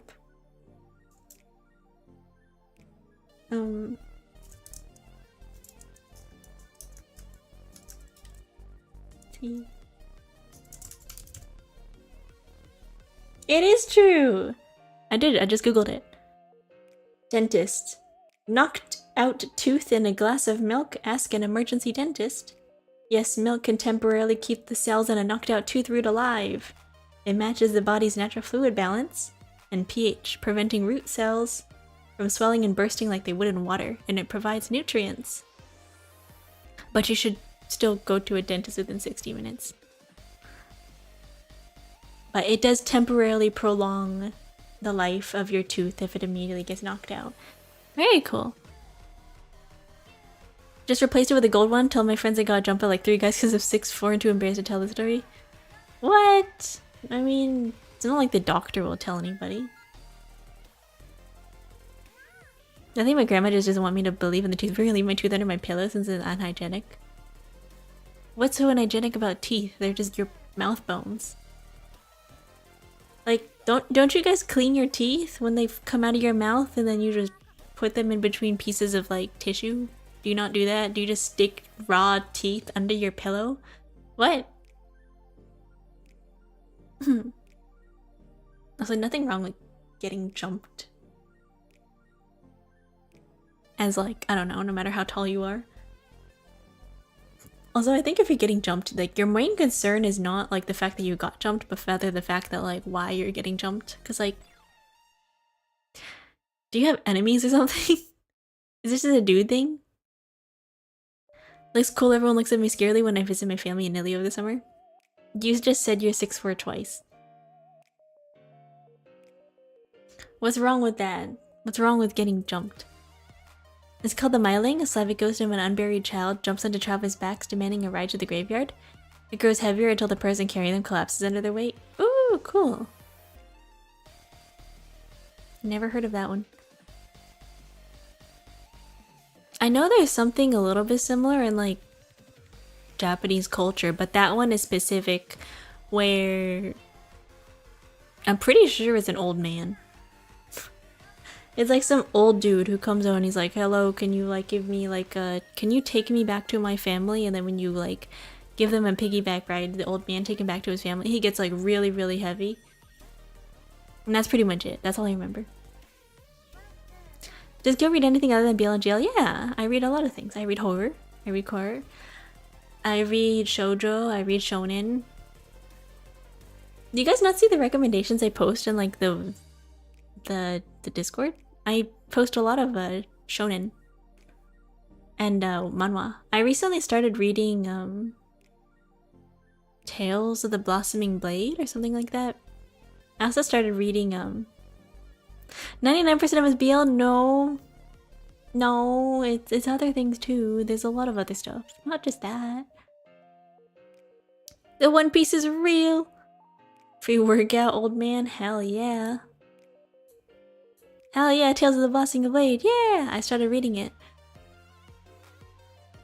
Pretty cool. I like that take on regression where he ends up reincarnating in the future. I think so many of them where they're like, they're a returner, they return back to like the past, and then everything's uneasy because all they do is just aura farm and like be super cool because they know everything and they know the future and they know what to do. Like, really? And also, how is their memory that good? They come back immediately and they're like, I know exactly what I need. I remember exactly what I did at 5 years old and what happened in my life circumstances. Like, I know what to do. If I were to be sent back at 5 years old, I'd be like, where am I? What's happening? Also, hello, Belle. How are you? I finished watching all of it. Took too long. Ooh. I've never watched One Piece because it takes forever. It's a lot of filler. But I like that take on regression where they're like, oh, or I think it's okay if it's a book where they're like, oh, I got transmigrated into a book or like an Otome game. Where they're like, oh no, I got transported into like a piece of media and now I changed the entire story because I'm not supposed to be here or whatever.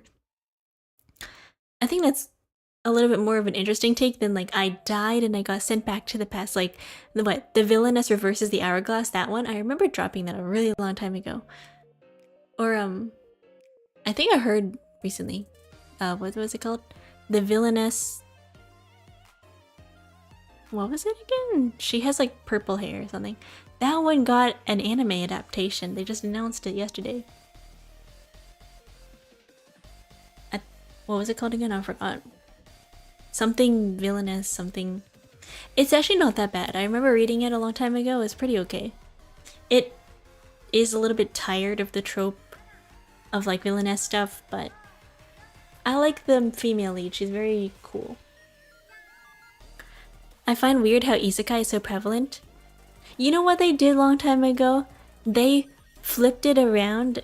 You know, like back then, the devil is a part-timer was ahead of its time because the devil is a part-timer. They were like, what if we take people from like the isekai stories and they put them in the modern world? And then we had like the flip side of that where they just come and they work at McDonald's. It's like, yes, the main evils of the modern world, capitalism. You don't have such things as the demon lord. We have capitalism and working in low-income, fast-paced jobs. That's fine since I can memorize a book, but I can't memorize my life. True. I mean, if you keep a diary, I think you're probably okay. But like, if you're somebody who just lives every day, like freestyling it, I don't know. I couldn't remember what I did like 2 years ago. Sometimes I watch VODs from myself from 2 years ago, and I'm like, what did I do? What was I talking about? Who was I? Also, the story Baba Yaga, a Slavic witch in a chicken hut, forces a girl, Valesa, to do chores or be eaten, saved by a blessing. She returns with a skull lantern and burns the evil mom and sisters. Hell yeah! Why are Slavic stories so brutal? Same thing with German stories. I think German stories are pretty, like, aggressive. Like, the original Cinderella story, she cuts off her feet. She cuts off her leg. Like, she cuts off her toes. No, her sisters cut off their toes to fit their feet in the shoe. And I was like, that's kind of crazy. Your birthday soon? In like 2 months. October.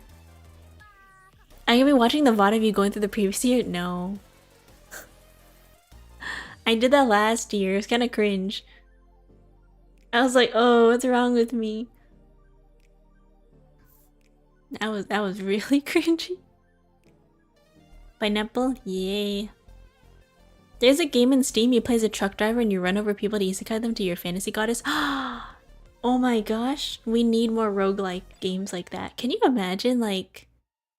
There is a specific manga of a guy who gets reincarnated as a homeless dude in a village, and he ends up becoming like the pseudo kind of mini god in that world, where he gets like a big bird, I think a griffin, as his counterpart. Like, you know, somebody like whenever they have isekai fantasies and they always get reincarnated as a kid, they either have a Fenrir or a griffin. This kid got a griffin, and he becomes like the pseudo benefactor sign of god of this region. And it was like interesting because I kind of feel like an unrealized concept that we should see more of in like survival type games is the concept of being a god, but not in the sense of like when I go to a different place and I wake up on an abandoned land and the place is really rural. Like, imagine Clash of Clans, like Clash of Clans, starting from absolutely nothing, but as a god. Is that just Age of Empire? Is that just Civilization 6? Am I thinking of Civ? Is this Age of Empires? I don't know. But that's more like city builder. That's not survival game. I would like to see a survival... That's just Total War. I want to see a survival game where you have to go around and collect stuff, but you also have like the power of like magic and stuff. You have to build your like civilization, and you have to get people to believe in you because you're like the pseudo god. Like you are the god of a specific domain, and like when you first start off like the survival game, you pick like a class that you want to specialize in. For example, like you're the god of harvest, you're the god of war, maybe like depending on what type of like thing you specialize in, that's what you have a bonus in, and that's your entire run. Is that like a roguelike survival? I don't know. Kind of like Plague Inc. And like all of you have like a skill tree, and you go around collecting stuff, and you have to build and recruit like essentially myth type, like, you know, like in Cult of the Lamb, where you're able to like perform miracles and you gain believers, and you go out and like get people to like believe in your stuff. And the more followers you accumulate, you get more powerful, and then you're able to go to war with other countries. Kind of like the Roman Inquisition era, where everybody was like, oh, the Deuce, what was it, praise the sun or whatever. Create that game right now? I don't know. I'm not a game dev. I'm surprised that game doesn't exist. Are you sure it doesn't? I feel like it does. She's a gamer, hell yeah. Like, there's a lot of really cool survival horror, not survival horror. There's a lot of cool, like, survival games out there that are pretty cool. Like, Raft, Subnautica. I don't know. I remember. What was it, Don't Starve? There's an old game called Black and White that touches on those concepts. Ooh, that'd be kind of fun. Your avatar is a giant animal god? Ooh, that sounds fun. Kyo should try Resident Evil 7 on stream. I don't have that game. I only have Resident Evil 9 and 6. No, I don't have 6. I have 4, I have 9, I have 2, and I have 1. And I think I have 3. Burbro has it? Does he? I don't think he does. I don't think we have it. I don't think we have Resident Evil 7. What is Resident Evil 7 called? I don't think we do. But that sounds fun. I don't know, but I feel like there should be more like different types of genres of survival games that go into areas that we don't really see very often. Resident Evil 7 is called Resident Evil 7? What? It doesn't have a cool name like Requiem or whatever?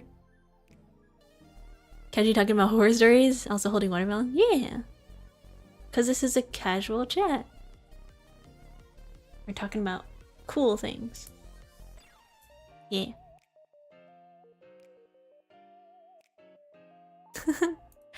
It was Resident Evil Biohazard, really? But isn't Resident Evil technically originally called Biohazard?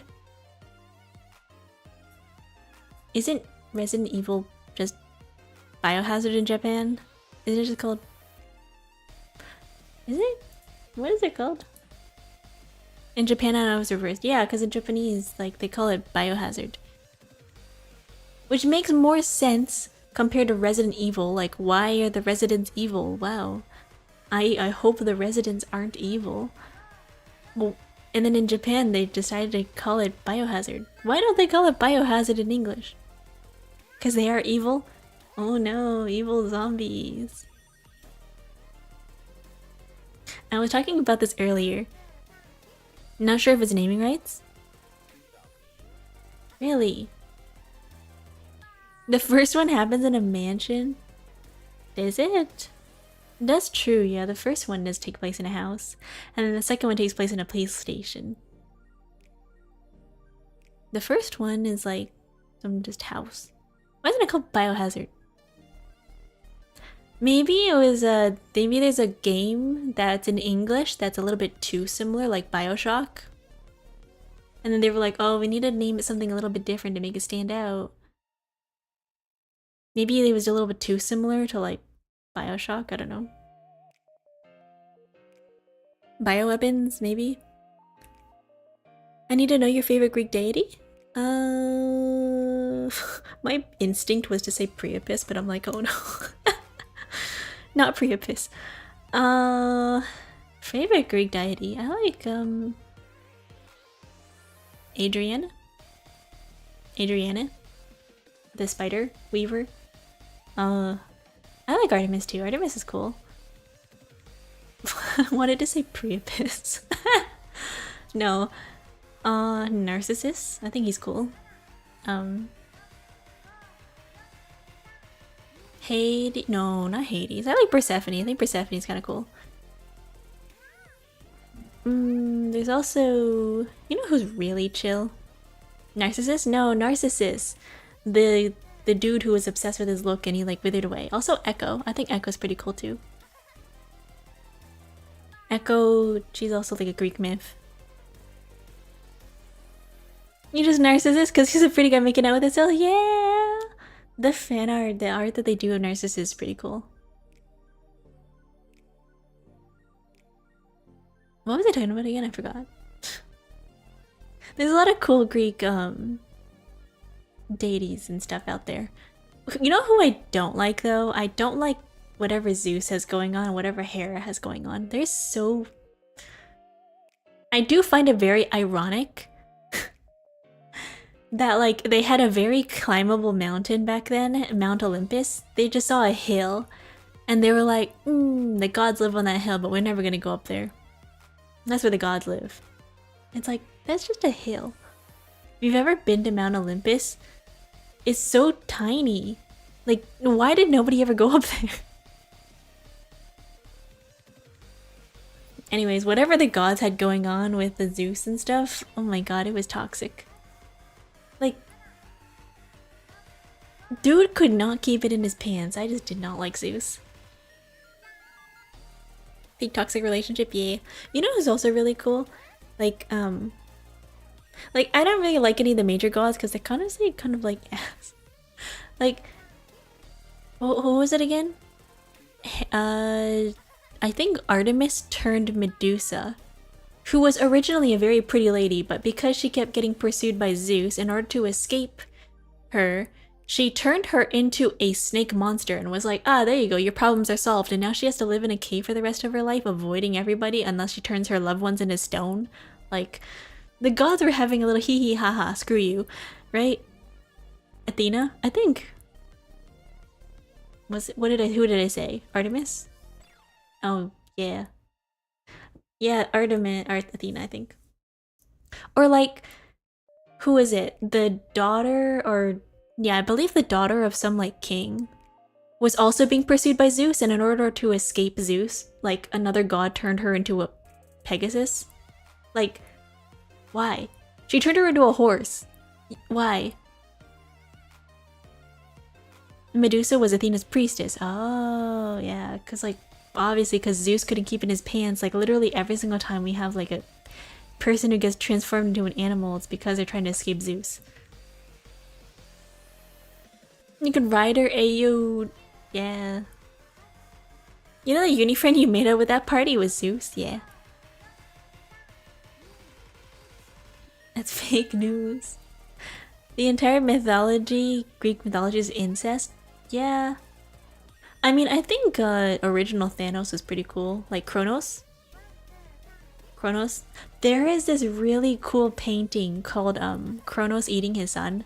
It's kind of scary looking, but it's really cool. If you look up the picture, it's like this dude who's like kneeling and he's like eating like the head of a baby. It's so cool looking. Kind of scary looking, but it's also really cool looking. Like, I want you to Google it. It's so cool. I love it. Like, when I first saw it, I was like, oh, that's really creepy. But at the same time, it kind of grew on me. I was like, you know what? It's actually really cool looking. I like it. Medusa was Poseidon's fault, not Zeus. Oh my god. Wait, what did she do? I thought Poseidon was chill. Is really the only person that's chill in Greek mythology just Hades? Because Hades just chills under, like, in the underworld for like half the year. Doing nothing, he minds his own business. Like, I don't see Hades doing anything. Doesn't Greek mythology also have that myth of what's it called? Not the Kelpies. Kelpies is Scottish. Or is that Greek? I don't know. Is it? I might be thinking about a different horse. There is like this one specific mythology horse who like rides, like tempts people into like riding them, and then they like kidnap women. They entice women to like ride on their back. They're kind of like the evil version of unicorns, where like instead of being like gentle towards like virgins and being like mean to literally absolutely everybody else, I think Kelpies are like, oh, I like virgins because I'm gonna tempt women to ride on my back, and then I'm going to go underwater with them on my back and then drown them. Bicorns? No, I think they're Kelpies. Or they're, what are they called again? I don't think it's Kelpies. Is it Kelpies? Or is it who is it? I don't remember. There's a specific like name for like the underwater horses. If it wasn't wrong, it's because Athena had to crush on Poseidon, and Poseidon was trying to throw himself on Athena's temple, and Athena got jealous. So she turned Medusa into a snake lady so no man can see her face without dying. Wow. Why are they so toxic? What are the like Greek gods and like flexing their power on everybody who like hates them? Like, oh, I don't like this person, I'm gonna turn them into a snake. Or like the whole thing with Adrienne, where they were like, oh, she's like a really, really cool, like really, really gifted spinner. She's like really good at weaving. And then like here comes Athena rocking up. I hate this lady because she's better than me. I'm gonna turn her into a spider. Like, why? What's wrong with her? What's wrong with the gods? Oh, you're better than me? I'm gonna turn you into a bug. Like... here's some rhythm game BGM. Oh, it's my BGM. Yeah, it's this one. It sounds like a rhythm game, I know. I just had it on the background because it was kind of like nice. If you hear something going like doo-doo-doo-doo-doo, that's my BGM. Kelpie is Shin Megami Tensei series. Ooh. I just heard about it because I think it's Scottish. Or originally Scottish. It's like the national horse of Ireland or something. Kyo knows too much, let's turn her into a VTuber. Oh no. Poseidon was really into the priestess, but the priestess was celibate, so she said no. Poseidon forced himself onto her, and that made Athene very angry, so she was punished by turning her into a monster. Really? I feel so bad for Hephaestus. That's true. Wasn't he, like, crippled? And they were like, oh, we're gonna send you to be a blacksmith for the underworld. And they were like, oh, screw you. Wasn't he one of the last people to be eaten, and then, like, he got pulled out of the mouth, and because he got pulled out of the mouth wrong, he's like permanently like crippled. And then in order to like make amends, they were like, oh, we're just gonna send you to like the blacksmith. Wasn't there a god that was burned for helping humans? The dude who gave fire to people. They have gotta go to the men. Thank you for the entertainment. Take care. Good night. Have fun at the gym. Have fun at the men. Bye, Nairis. I think it was Prometheus, the guy who they chained to a rock because he stole the fire from the gods, and then they... Why did they do that to him? They were like, oh, he gave fire to humans because he stole the fire from the gods, and as punishment, we're gonna chain him to a rock and we're gonna have a eagle come and eat his liver every single day. Why? Or like Sisyphus. We're gonna give this guy a giant boulder and we're gonna like make him push a rock up a hill forever. Or like Atlas, the guy carrying the weight of the world on his shoulders forever. Like, the Greek gods were kind of masochists. They were kind of crazy for that. Like, why were they so into like punishments? Why? He was born ugly and you threw him down Mount Olympus when he was just born? Oof. There's a lot of Greek myths that are kind of brutal. As the Greeks?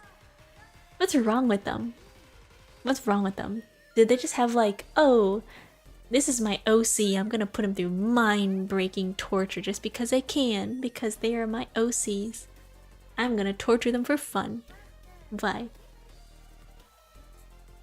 I swear it's just because they just hate people. I couldn't do that to my OC, see? I think that's just what happened with Greek mythology. Somebody went a little crazy and they were like, you know, I'm gonna do this. I'm gonna make their lives worse. I hate this character. Cause, well, at least with others, they tell stories like this to kind of warn people to, like, they used to be like, mythology used to be a way of like warning people in a memorable way, to be all like, oh, don't go into the woods at night, that's where the wolves are. But instead of directly saying like, that's where the wolves are, they would say like, oh, there's a bad monster who will eat you, so you have to come home before 9 p.m. Like, they used to have a purpose. I don't know what moral lesson the Greeks were trying to tell. Then again, Roman copied Greek myth? True, there's a lot of similarities between Roman myth and Greek myth. Although the only thing that's a little bit different between Roman and Greek myth is that they have a lot of heroes. Like, I mean, the Greeks have their trials, but I feel like the Romans have their very... like, Troy and Helen and stuff like that. It's very Roman. They had a lot of conquests. So, I don't know. There's similarities between them, especially like with origin type myths, like the god of the underworld, the god of the sun, the god of the moon, and whatever. But some of them are pretty different. I think they're pretty interesting. Although it does give very much like a lot of parts of like Roman and Greek myth just being like, hey, can I copy your homework? Yeah, just make it look a little different so that people don't see that it's the same. Kind of like that.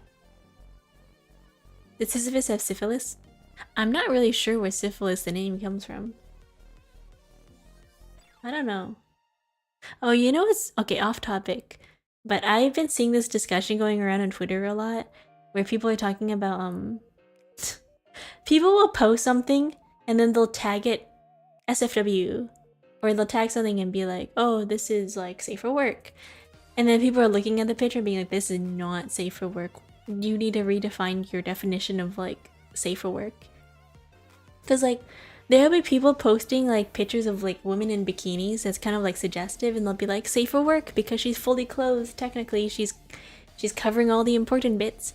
And then they'll tag it SFW, and then they'll be like, the NSFW's version is like I'm down below on my like third-party website, and people are like, that's not safe for work. You can't show pictures of like suggestive people like half naked and be like safe for work. Like that's not the definition of safe for work. I thought it was funny. Or like just random things like implied stuff. And they're like, oh, safe for work. Like you're not actually showing anything, but it's like, is it safe for work? Is it really? Like the definition of safe for work is like, can you show this to like your coworker and then have your coworker not report you to HR? The fact that some people are like tagging things as like safe for work, and it's like, that's not safe for work. You need to tag that as something else. You need something else. Where did the term syphilis come from, actually? But I thought that was kind of funny. Or like ironic. Name. Where did it come from? Let me Google. Syphilis comes from syphilis sive morbus gallicus. Syphilis, or the French disease. They call it the French disease. Wow. The first reported outbreak of syphilis in Europe occurred in 1994 and 1494. During a French invasion, because it was spread by the French troops returning from the campaign. The disease was known as the French disease. Wow, I can't believe the French are a disease. Bye, FZKs. Good night. Well, they're going to work, but have fun at work. Bye-bye. See you. French are the disease. The French apparently caused the disease. They called it the French disease. That's what syphilis is. It's kind of funny. Can you imagine? This is the French disease. Like, I don't know, the Black Plague. They call it the Europe disease. Because, like, every single other country during the era of the Black Plague in Europe was doing fine. It was just Europe having that problem. Like, you see around the same year, like, literally every single other country was like, we're having major breakthroughs in science and society, and, like, a lot of things were happening. Life was good.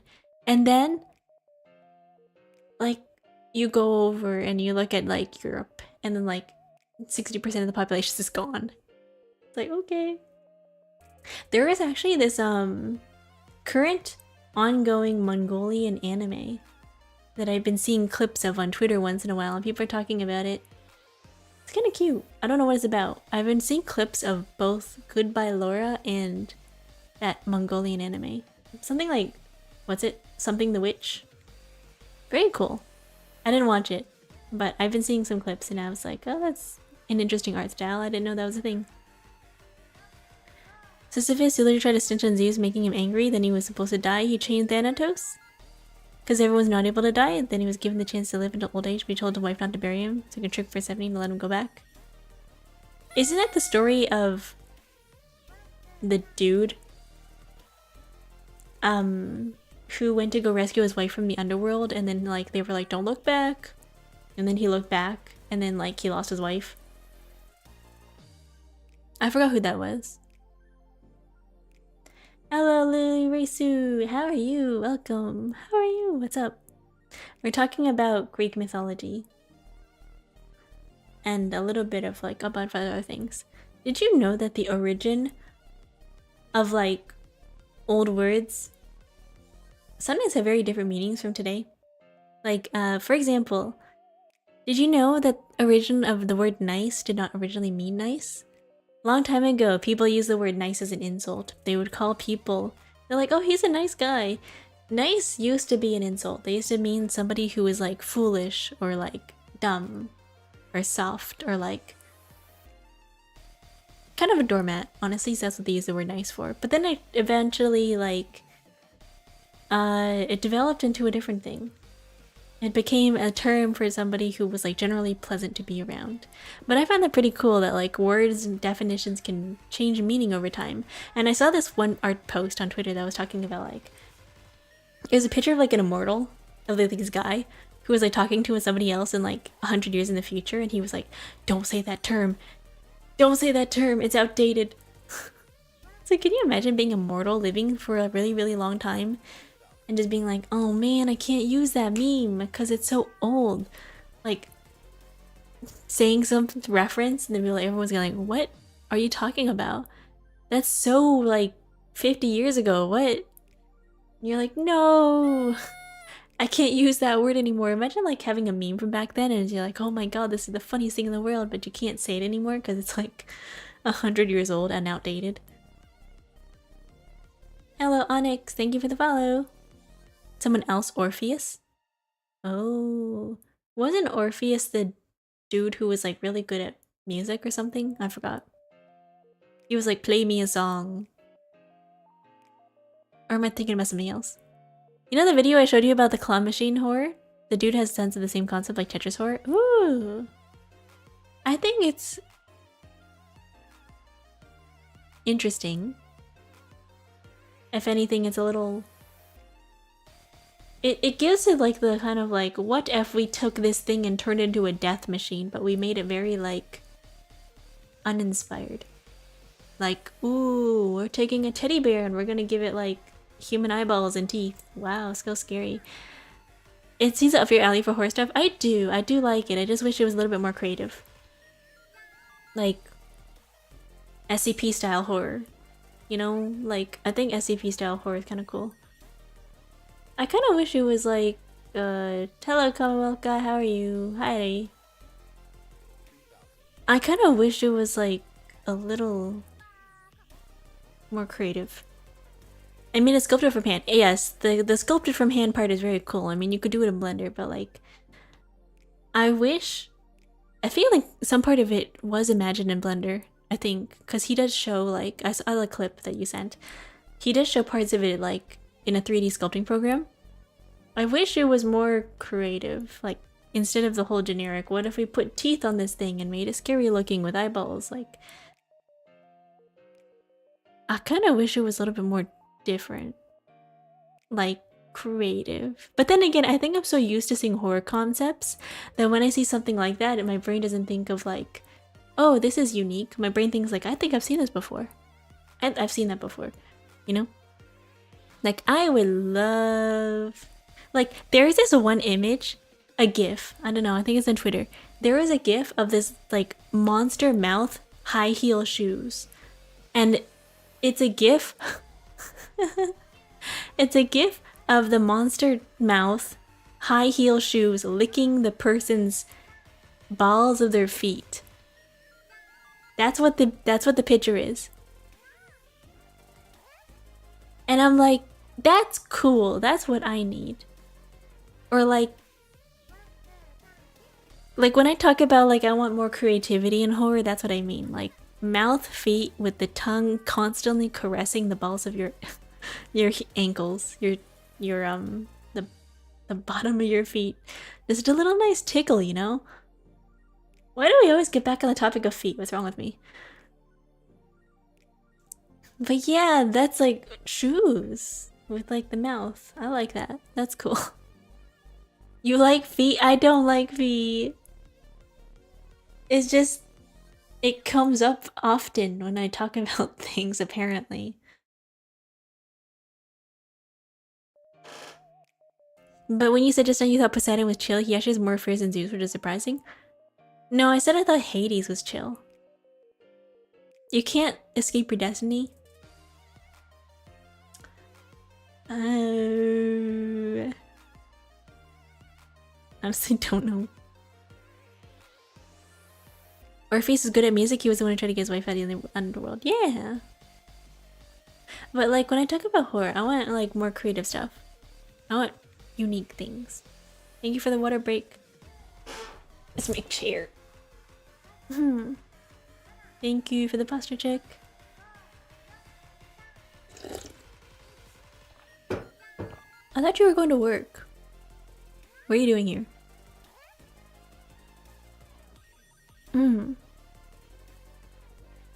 Anyways, I don't know. Whenever I see horror stuff, I feel like we could do more different things rather than like...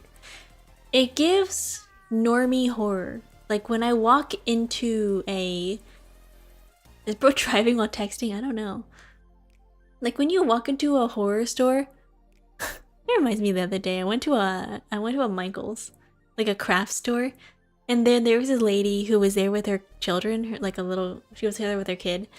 And then they had the Halloween stuff out already. Like, Halloween stuff out in July. That's crazy.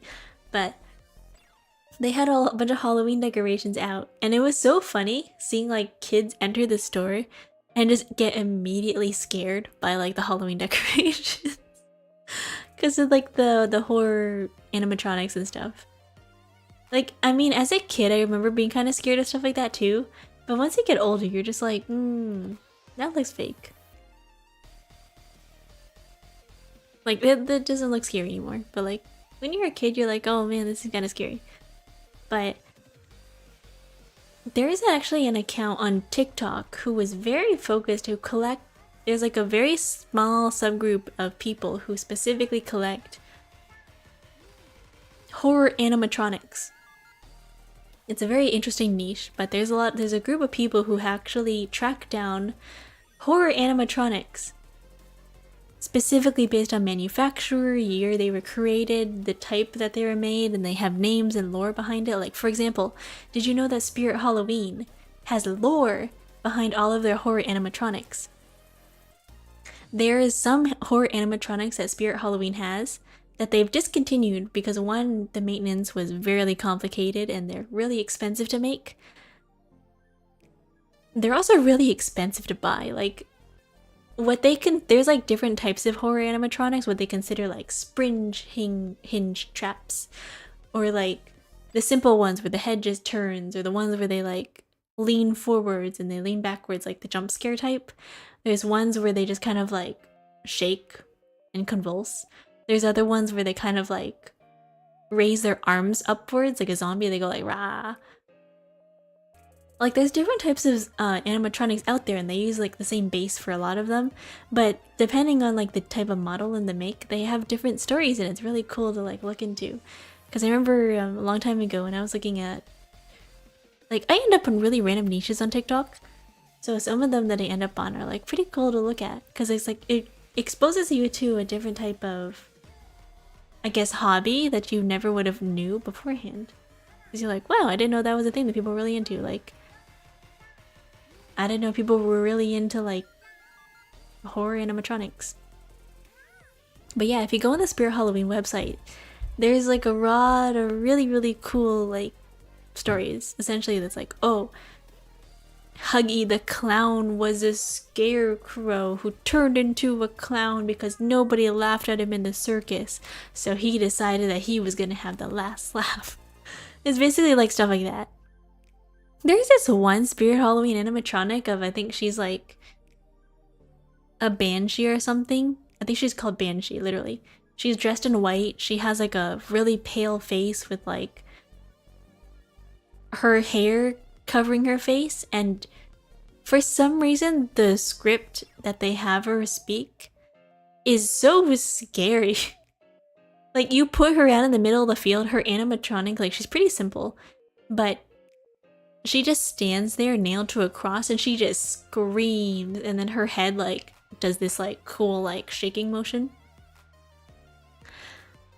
And like, you can look it up, the Banshee Spirit Halloween voice lines. She is so scary. She does this like blood curdling thing. She's like, "Arr!" And it's like, wow. Normally most of them kind of like do like really funny like jokes and puns like, what do you call a skeleton's favorite snack? Bones! Like something like that. They have like little funny jokes and they do like the whole like ha ha ha. But there's some out there who are just really like, the lines are kind of scary. My boyfriend told me I have a problem with my collection. I was like, that's the point. Yeah. My thing with, I've recently started a collection of, I've been collecting stickers and notebooks because like I've been really getting into like journaling and stuff, and I've just been getting a lot of stickers, and I'm like, oh boy, I think I have a problem because like I have a lot of stickers. I don't know what to do with them. I'm like, I think I need to stop buying stickers. It's to the point where like I looked at it, I looked at my collection essentially.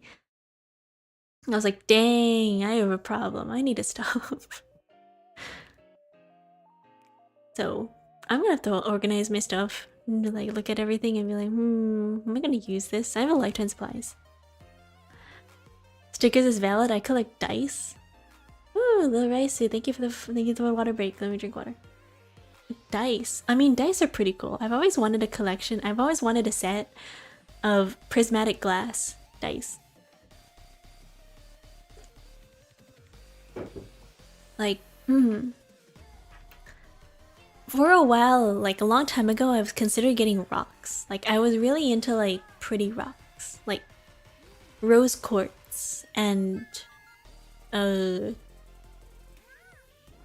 was it?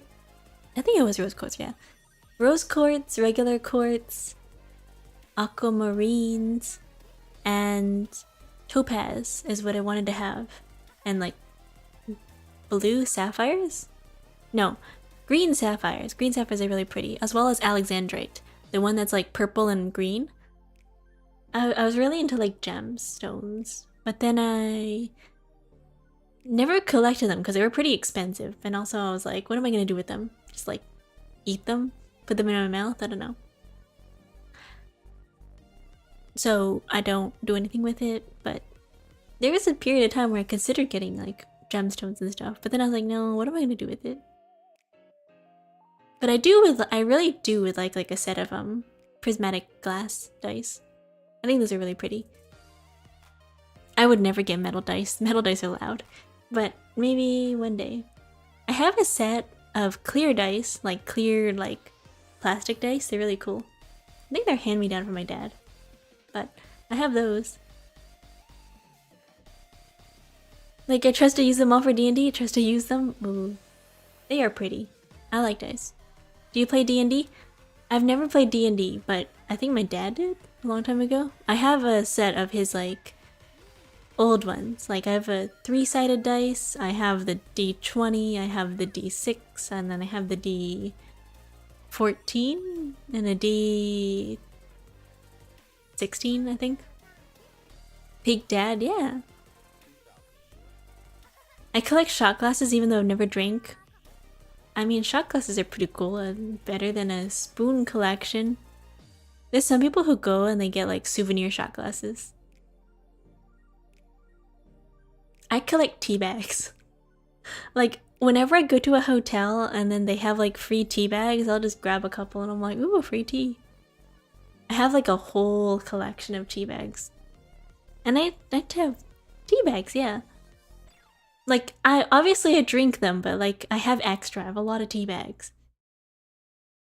I have a lot of tea. Like, you know the tea packets that you get from places? Sometimes they have them at like doctor's offices. Sometimes they have them in diners. Sometimes they have them in hotels. They'll give away like tea bags and stuff. So I like to collect those, and I'll just drink them. I thought you collect them. I mean, I do. Like, I have a stock of tea bags that I have yet to finish because I just keep getting more. So I have a lot of tea. I have a lot of different flavors. They're very cool. I have like Earl Grey, I've got black tea, I've got like, I recently had my strawberry rhubarb one. I have like a What was it called again? A lot of different interesting flavors. Like I have one that's like a Rubios. Rubios is pretty good. Hello Nemu Yuneko, thank you for the follow. How are you? What's up? We're talking about tea. I like trying different flavors of tea. Like I have green tea, I have like this mango green tea. I have like a chai, I like chai tea bags. Those are pretty good. It's always interesting to kind of see like what combinations go with each flavor. Like Rubios is really good with like milk. And like black tea is really nice with lemonade. Earl Grey is pretty good with cream, like milk. Chamomile is also pretty good with honey. If you take chamomile and green tea, pretty nice. Only 5 boxes of different flavor tea, not that much. Yeah, I like trying different flavors. I went to a friend's house once and I tried like this like maple syrup. What was it? Like a maple syrup chai? It was actually pretty good. They have really cool flavors out there now. There's like a lot of diverse flavors. The ones that I have are pretty basic. Like I just have black tea and I have like some fruit flavored teas. But there's a whole world out there of tea. One of these days I would really like to try butterfly pea flower. Like one of my dream, I guess, things to get for myself is a glass teapot. I would love to get a glass teapot so I can brew tea leaves, like whole leaf tea leaves in there, as well as like, you know how they have like the whole flower? You put a flower in like a pot and then the flower opens because of the hot water. It's so pretty. I would like to have a glass teapot with a glass teacup. Hello. I know a lot of languages. Have any in mind? Czech. Do you know any Czech? Czech Republic? I don't know. What is it called? What is that language? Czech.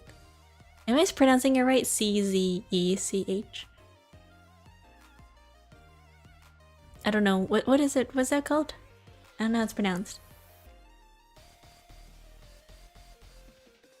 I think I'm pronouncing that wrong. Hello, Firecracker. How are you?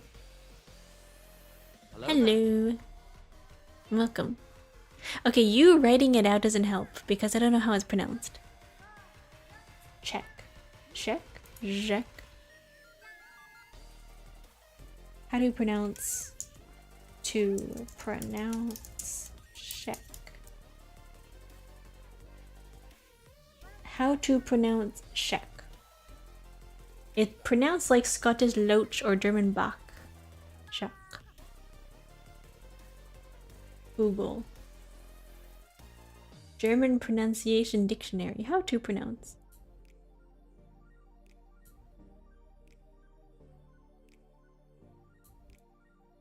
Wait a minute. I want to pronounce the word. That's cool. I don't know how to say that, but very cool. What are you trying to pronounce? The word check. I don't know if I'm pronouncing that right. How do you say the word? That took me too long to type. That's cool. I think it's always cool to learn multiple languages. Also, thank you for the follow, Blue Death. That was cool to learn new languages. I remember I was learning Gaelic for a really long time. I learned Gaelic a really long time ago. Then I was like, am I gonna use it? And then I forgot it all. So I was kind of sad. But, I don't know. Very interesting. I originally wanted to learn Gaelic because I was like, oh, it's really cool to learn a dying language. But then I was like, am I gonna use it? And I was like, What'd you say? Chai tea? Chai means tea, bro. You're asking for tea. Why would I ask for coffee with room for cream? Check. Oh, okay.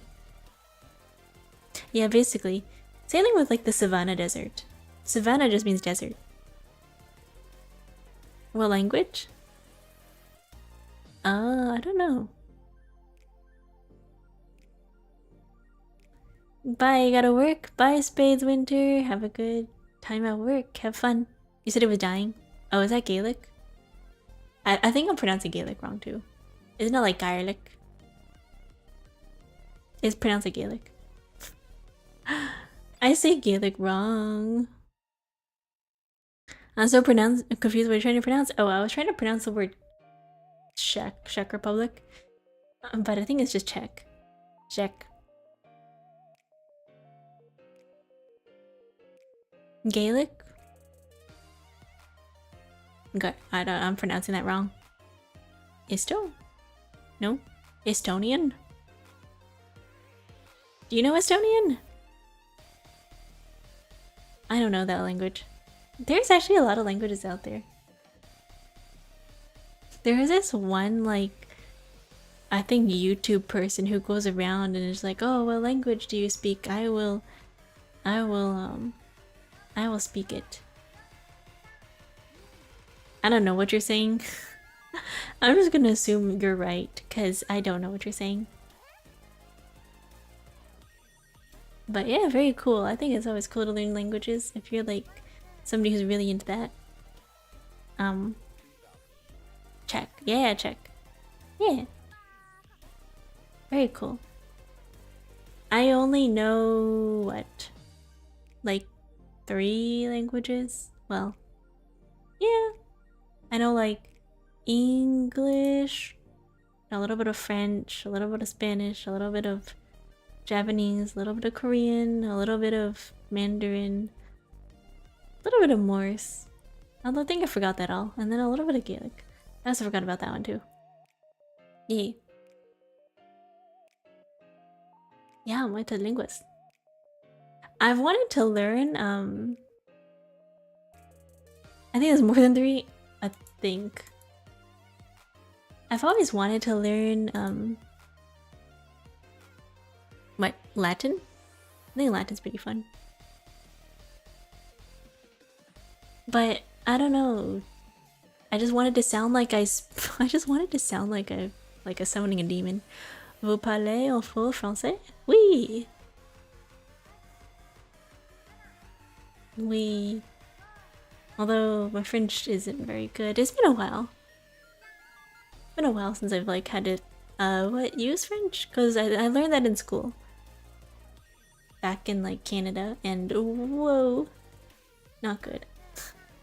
Que savez-vous? Bien. Ça va bien? No, it's okay. Not very good. Oh, my French is very basic. I don't know. I don't really remember a lot. Like a lot of my French is kind of bad. Si tu continues à l'apprendre, ton français deviendra très bon. Oh. Interesting. Yeah, I don't know. I feel like with languages I should continue to learn them, but I don't know. It's a time commitment, you know? I don't have the time for that. If I was gonna learn a language, I think I would rather like pick one and focus on it rather than like learn a lot. I know there's people out there who are learning multiple languages at the same time, honestly, but like since I'm already in school, I'm already learning a lot. Kind of busy.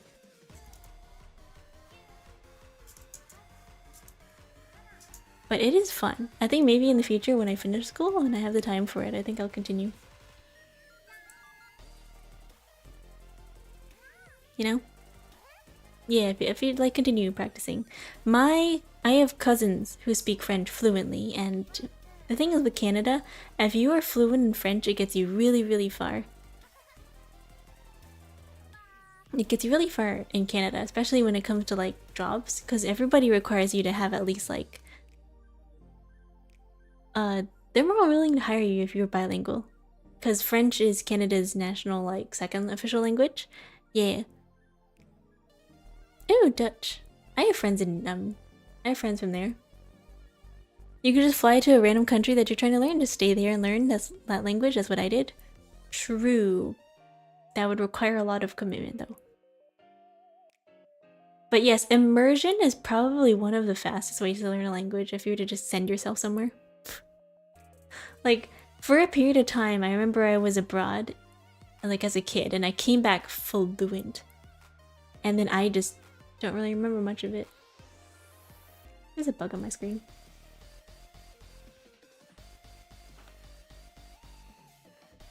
I feel that, yeah.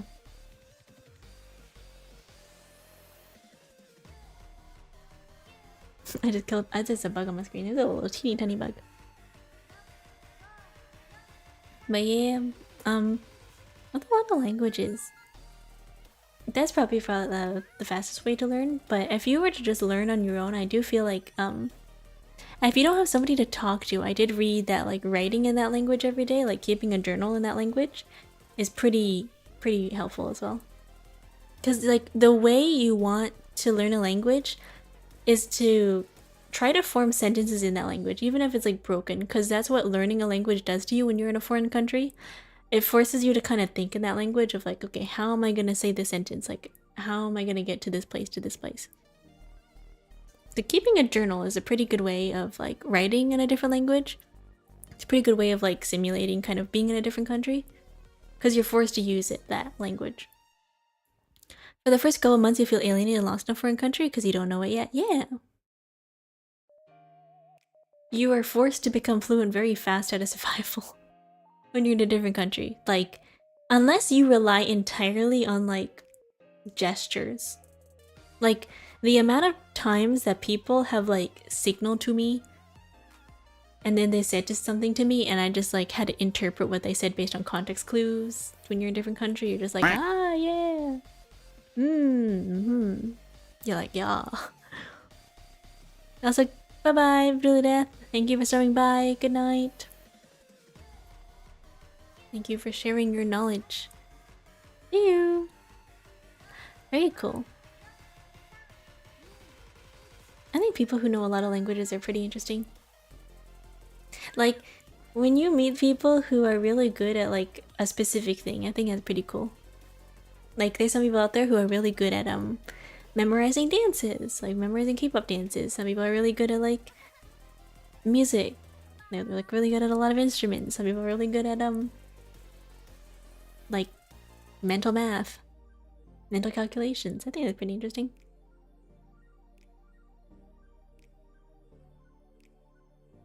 So, yeah, very a lot of talented people in the world. I don't think smarts, like knowledge especially, like when it comes to what's considered smart, is solely depicted on like book smarts. I think you can be smart in a lot of other areas too. Like good with people. I think that's like a different type of intelligence. What do I call it? Like social intelligence? There's like this theory in psychology where the people have, I think, 9 different areas of intelligence where they believe it's like social intelligence, street, or like, what's it? I don't believe it's street. It's like kinetic intelligence. There's like emotional intelligence. There's what they call this, self-regulatory, such as like internal intelligence. There's like, so there's like the one where, what's it called again? Science-based, like mathematical intelligence. There's like language intelligence. There's like a lot of different types of groups of like what they consider intelligence out there. I know there's a test that you can take. I forgot what it's called, but it's interesting if you want to look into it. Anyways, did you know that in history, the word pervert did not originally mean what it means now? It used to just mean like being really obsessed with something. Like some people talk about like, oh, they have a perversion to something. So when people would say like, oh, they're a pervert for whatever, they don't mean it like in a bad way when you're reading like old texts. They mean it like they're really into something. Which I feel like is the same kind of connotation nowadays, but it's just usually implies something like dirty rather than something like in general. kind of like fetish. Like, you know when people say fetish? Usually people like mean something like dirty. But like back then, the word fetish usually just means like something that you're really, really into, like an obsession. It just means that you're really into that thing. Whether it be like, same way now, but people wouldn't usually use fetish. Like people wouldn't say like, oh, I have a fetish for learning, right?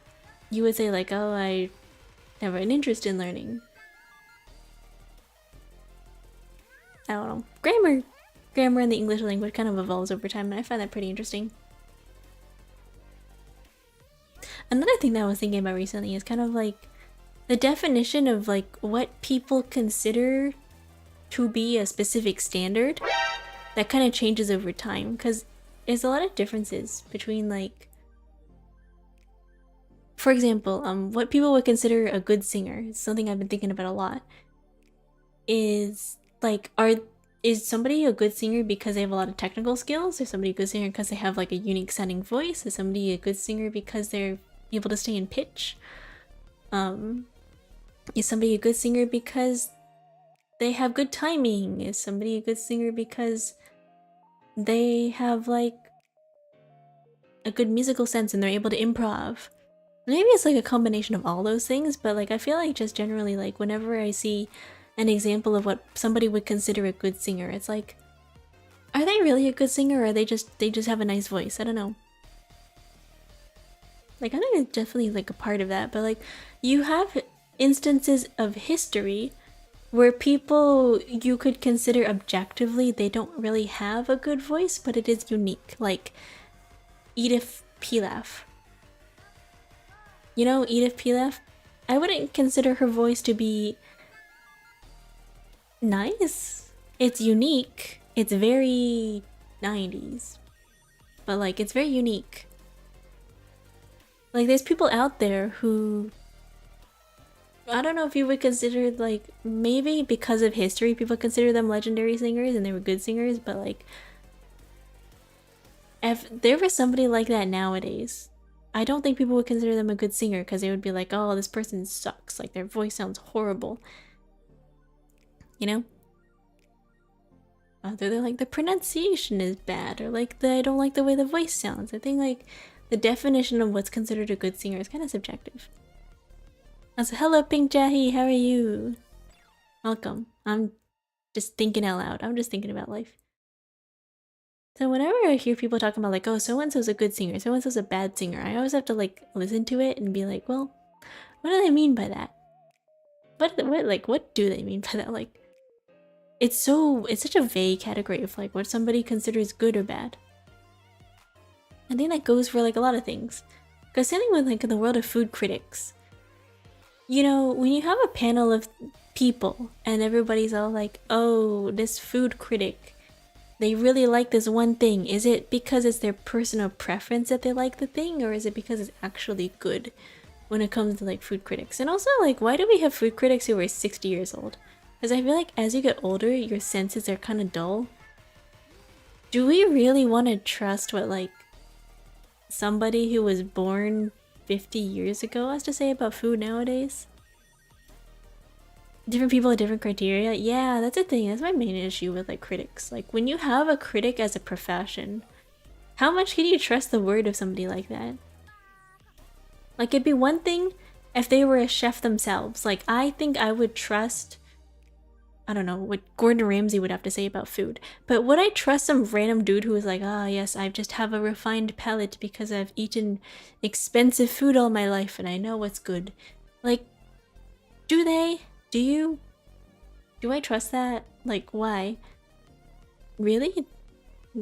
Like, I could not share their senses, so I can't say for sure, but when I'm going to a place and it's like, oh, it's gourmet, it's Michelin star rated, and then the thing on the menu is like meat and potatoes, it's like, is it really good? Is it really that good? Or is this just a universally liked food? I don't know. It depends.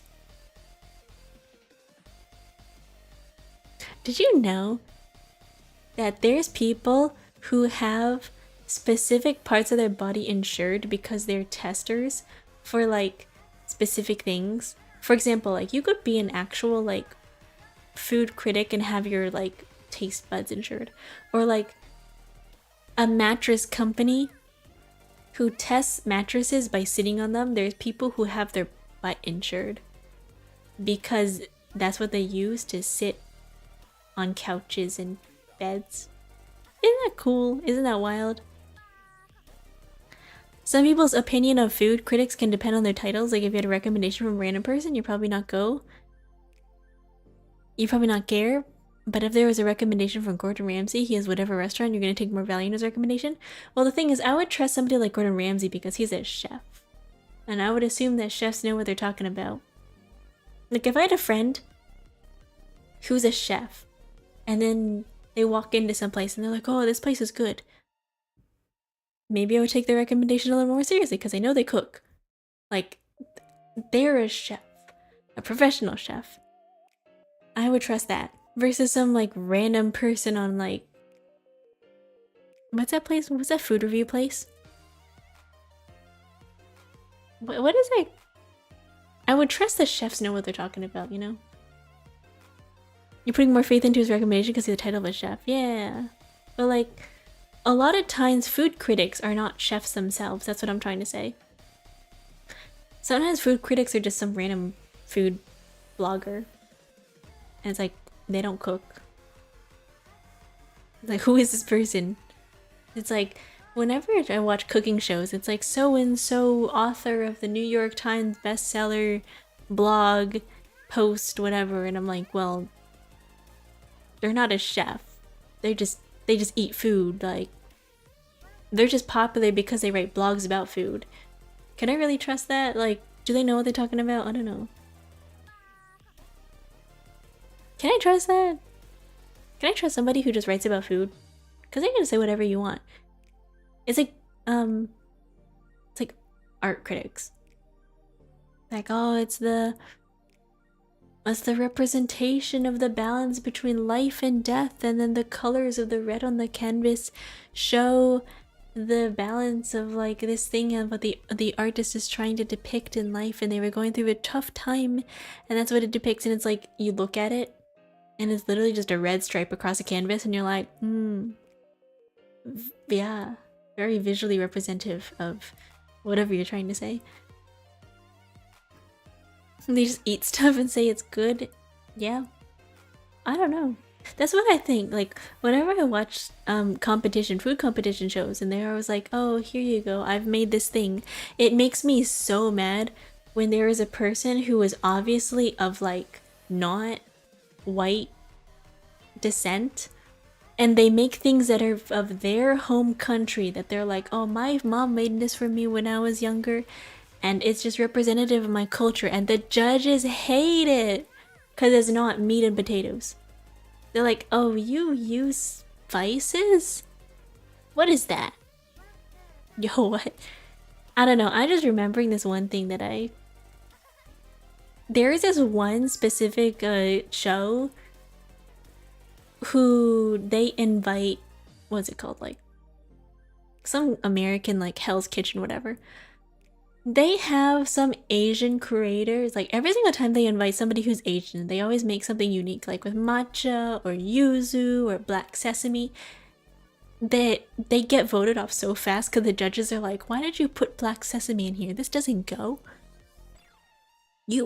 Every single time somebody does something at least a little bit unique and different, they hate it so bad. It makes me so upset. I'm like, why?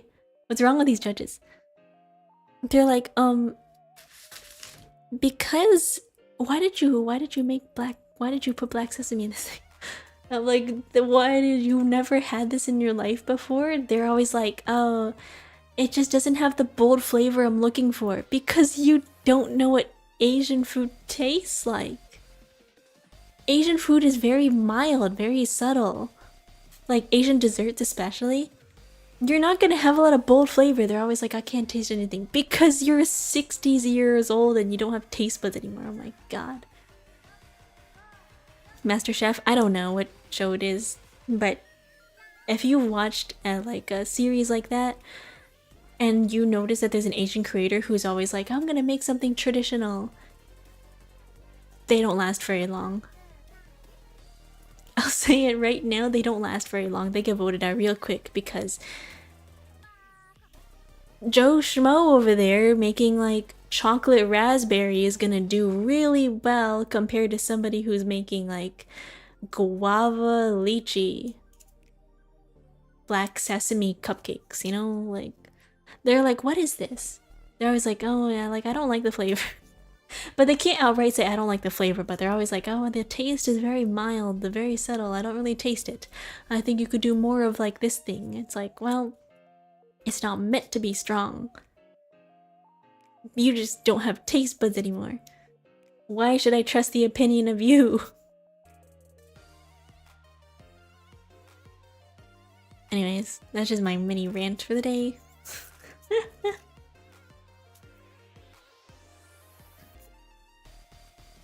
Anyway, that was all the topics that I was writing.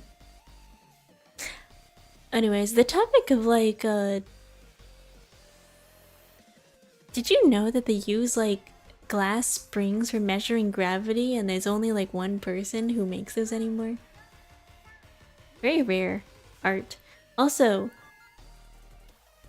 glass mini figurines. What's with the question marks? What do you mean? I was talking earlier about how like there's a lot of class specialized professions that are dying out nowadays because of like antiquated trade, and people are not like learning things anymore because there's just other alternatives of people preferring that. What about glass? There's a specific glass artisan that they use. It's really hard to make glass springs. And there's really only like 1 or 2 people anymore left in the world who can create glass springs that are needed for like scientific instruments. Specifically, for example, like measuring gravity. There's a specific tool that uses glass springs to measure gravity. And it's really hard to make those anymore. Who's making springs of glass? Glass artisans. It's becoming really hard to find craftsmen who make things like that anymore, especially in the world of science. Yeah. You can look it up. But I think it's kind of sad that we're losing a lot of knowledge. We're losing a lot of knowledge like in the world. Because people are just kind of choosing to not pass on their knowledge. You can start making some, it's really hard. It's like how they say like good sushi chefs need to train for at least 10 years to be super good. And like there's this one specific technique where you cut radishes really, really thin with a knife, and it's like you have to get really, really good at that before they let you cut sushi in Japan. You cannot call yourself an authentic sushi chef until you have trained under like a master sushi artisan chef. Then you can call yourself an actual sushi chef. They take it very seriously over there. You should do that too? Why? That's not my passion, I guess. I'm not passionate enough about sushi to go and dedicate my life to sushi. What's up? How are you tonight? I'm good. How are you? Am I winning? I am winning. We are yapping. I started kind of on time. We've been here for at least almost 3 hours. Just yapping. I am bad. Oof. Still going bad. I hope it gets better. Life is going. I'm trying to get my sleep schedule back on track, so maybe I should go to bed. Maybe I should go to bed soon. Yapping is a skill. Is it? I think anybody could yap. I'm late, sorry. No worries. Don't worry about being late. You can come in whenever you want to. You can, whether you arrive late or whether you arrive early or whether like you come in the middle and have to leave after like 5 minutes. I don't mind. You can do whatever you want. That's what I'm here for. I'm just here. And I will yap the entire time. Do you guys think this is a discussion that I've been having with a lot of other content creators, especially after Offkai, where do you think a lot of the popular VTubers nowadays is just loud equal funny? Like, okay, maybe I shouldn't be saying this on like a platform, but like a lot of the stuff that I see here that's like nowadays popping off. Like, I don't know, I just feel like people are just gravitating towards like, oh, they're loud equal funny kind of like type of content, and I'm like, yeah, I guess so. I'm seeing like a more younger audience kind of shift towards that type of content in particular, especially because it does well on like TikTok and Twitch and YouTube, where there's all the time they're just constantly screaming. I don't know. Not my thing. Like especially like React streamers who all they do is they just watch like TikToks and then the entire time it's just like, haha, funny. Oh no, it's not my thing. It's not something I would ever do. Like if I'm gonna react to something, I'd rather show you guys something cool and then I would tell you things that I find interesting about it. Like, oh, this is like a cool science video that I found, or this is a really cool video or funny video about birds. Like I would show you guys stuff like that. But I would never show you guys like, I would never scroll through TikTok and be like, let's guys watch TikTok together. I can think of one VTuber like that, not about other streamers. I don't know either. I don't really watch other streamers. Can I be here when you're not streaming and pretend you're here? Yeah. I think people might look at you funny, but like you can. You can try. Just stare at my page and be like, wow, I can't wait for Kyo to start streaming again. It's like that meme. What do you do when I'm not here? Wait for you to come back. Especially IRL streamers. Yeah, I don't know. I don't really watch a lot of IRL streamers. There's a couple I can think of, not VTubers though. I know some VTubers who do React content. I don't watch them though, but I do see like scroll on the front page of Twitch of like what most popular VTubers and then organized by VTubers, and usually they sort it by most watched to least watched. If you scroll through that section, you'll see a lot of them.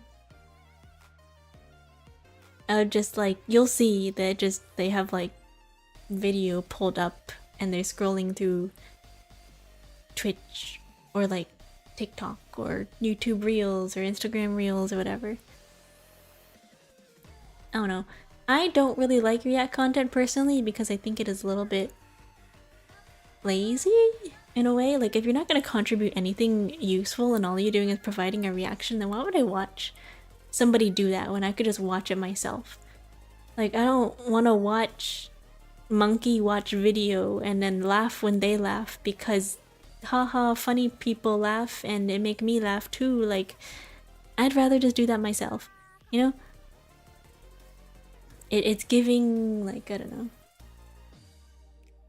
soundboard clapper video says laugh so I will laugh. It's like when you're watching a sitcom and they play the laugh track. It's like haha laugh now because funny. And it's not even that funny. Like you're watching the video and you're like, it's not funny. I watch the memes more than creator. Yeah, I'd rather watch and discover things on my own rather than other things.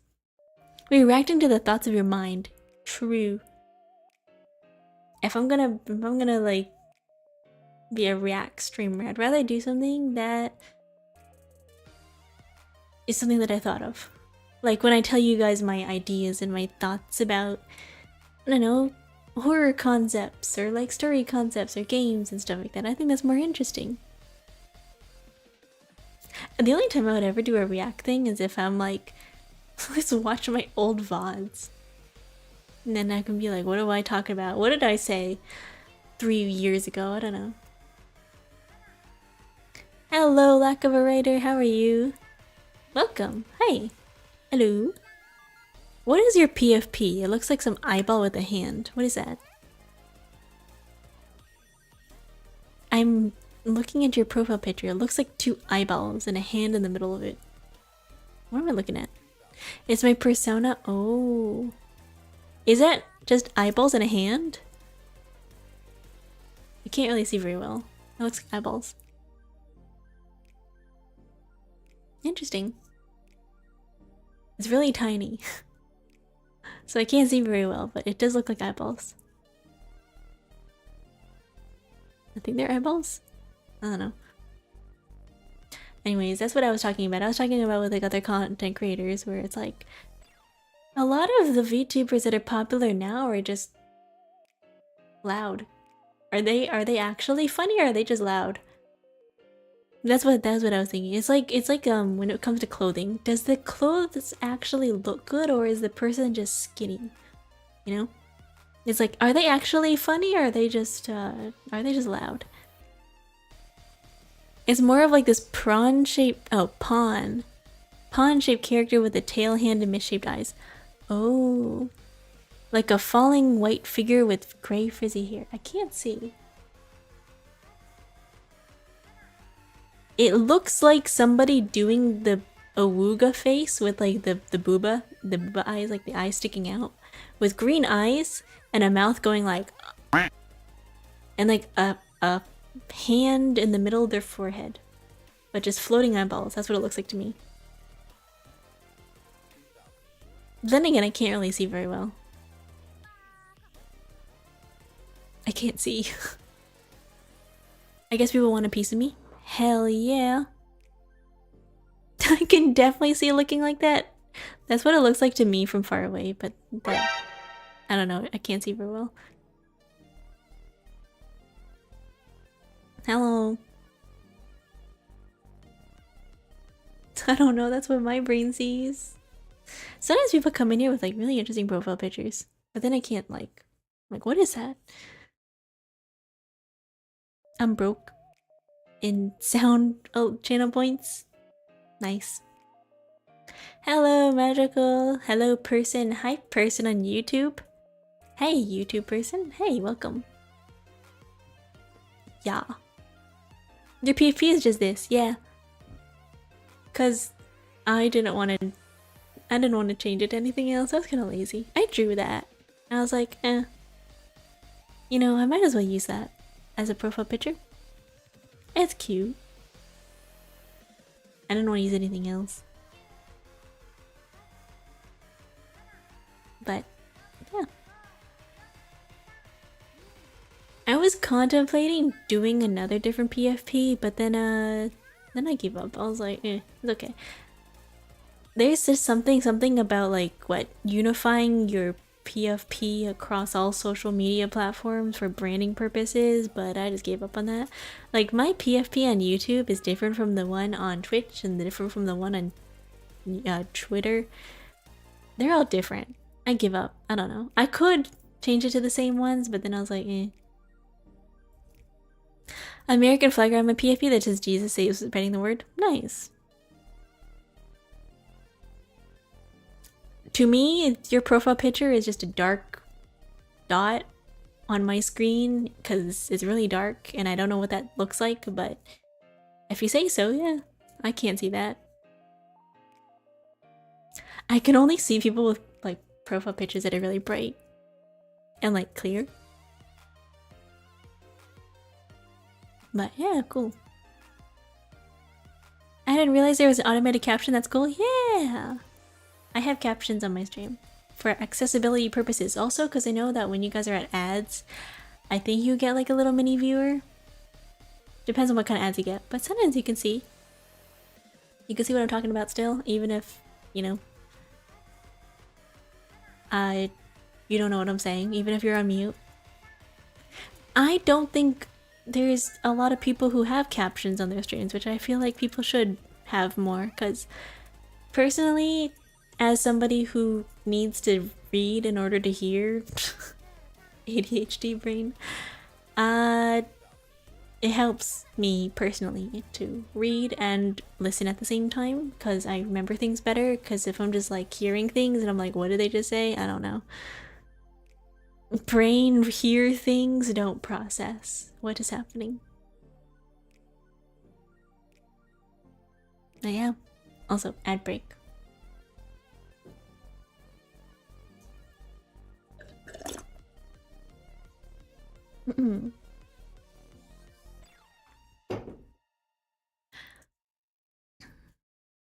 Anyways, what was I gonna do? Today was just, I didn't really have a plan for today actually. I didn't have a plan for today's stream. I was just kind of like, oh, we're just gonna open stream and just yap for like 3 hours. It's 3 hours, oh my god, it's 2 AM. I should go to bed. But anyways, I'm trying to. This is a rare Monday stream for me, honestly, because usually on Mondays I don't stream. I stream Tuesdays. But we're testing out different days this week. I think last week I streamed like Thursday. Yeah, Thursday was kind of nice, although I didn't stream on Friday, so that was kind of sad. I think streaming like back to back is kind of uneven for me. But we're gonna be testing out different days of like streaming and try to figure out what works. Maybe I'll just stick to my regular like Tuesdays and Fridays streams, but like I know definitely I would like to stick to the Friday streams. But as for other days, I'm not sure. We're just kind of experimenting. You should stream every day? I don't know if I have enough yaps in me to stream every day. Like, I don't have enough fun facts in me. I don't have enough do you knows in me to stream every day. I don't even know what I would talk about. At some point, I'm gonna run out of things to talk about, and it's gonna be really sad.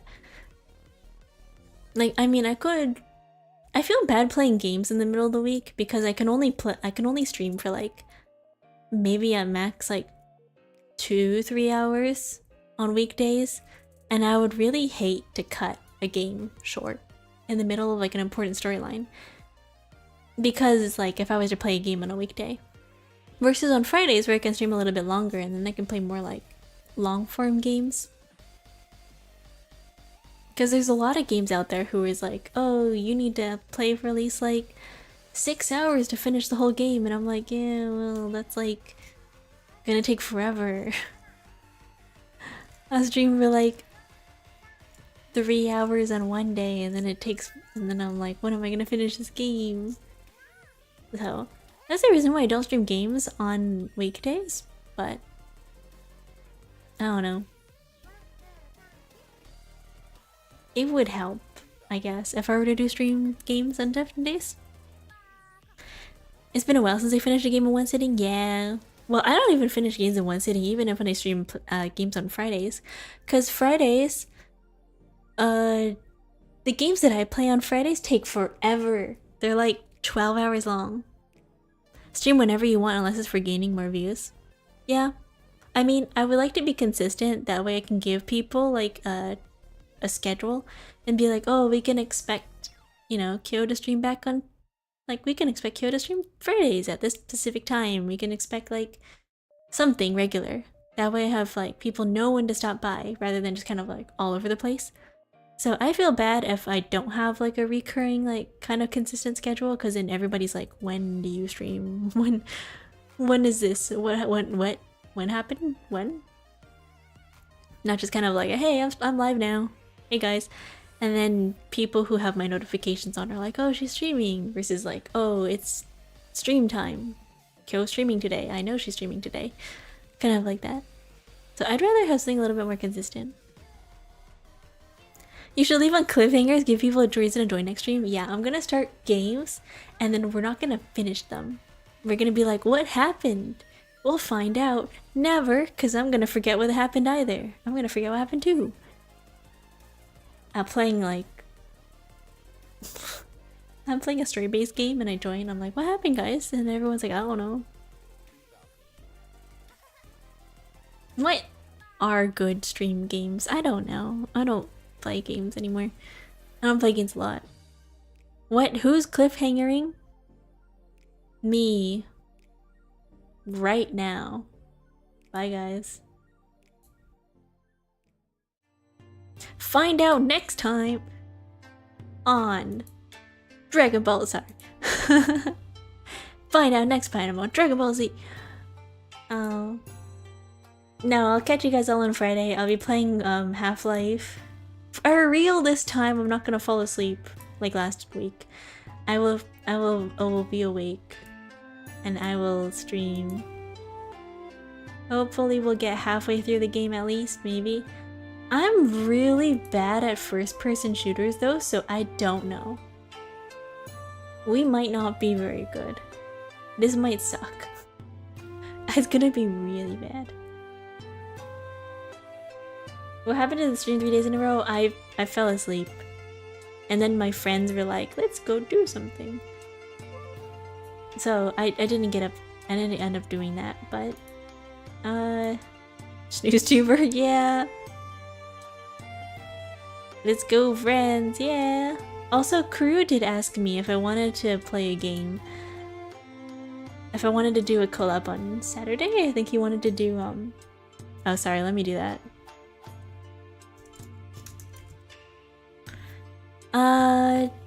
Crew did ask if I wanted to play what? Big Machine? There's some game that he wanted to do. I forgot what it was called. I don't have the game. And it's like from the creators of Buckshot Roulette. Some robot.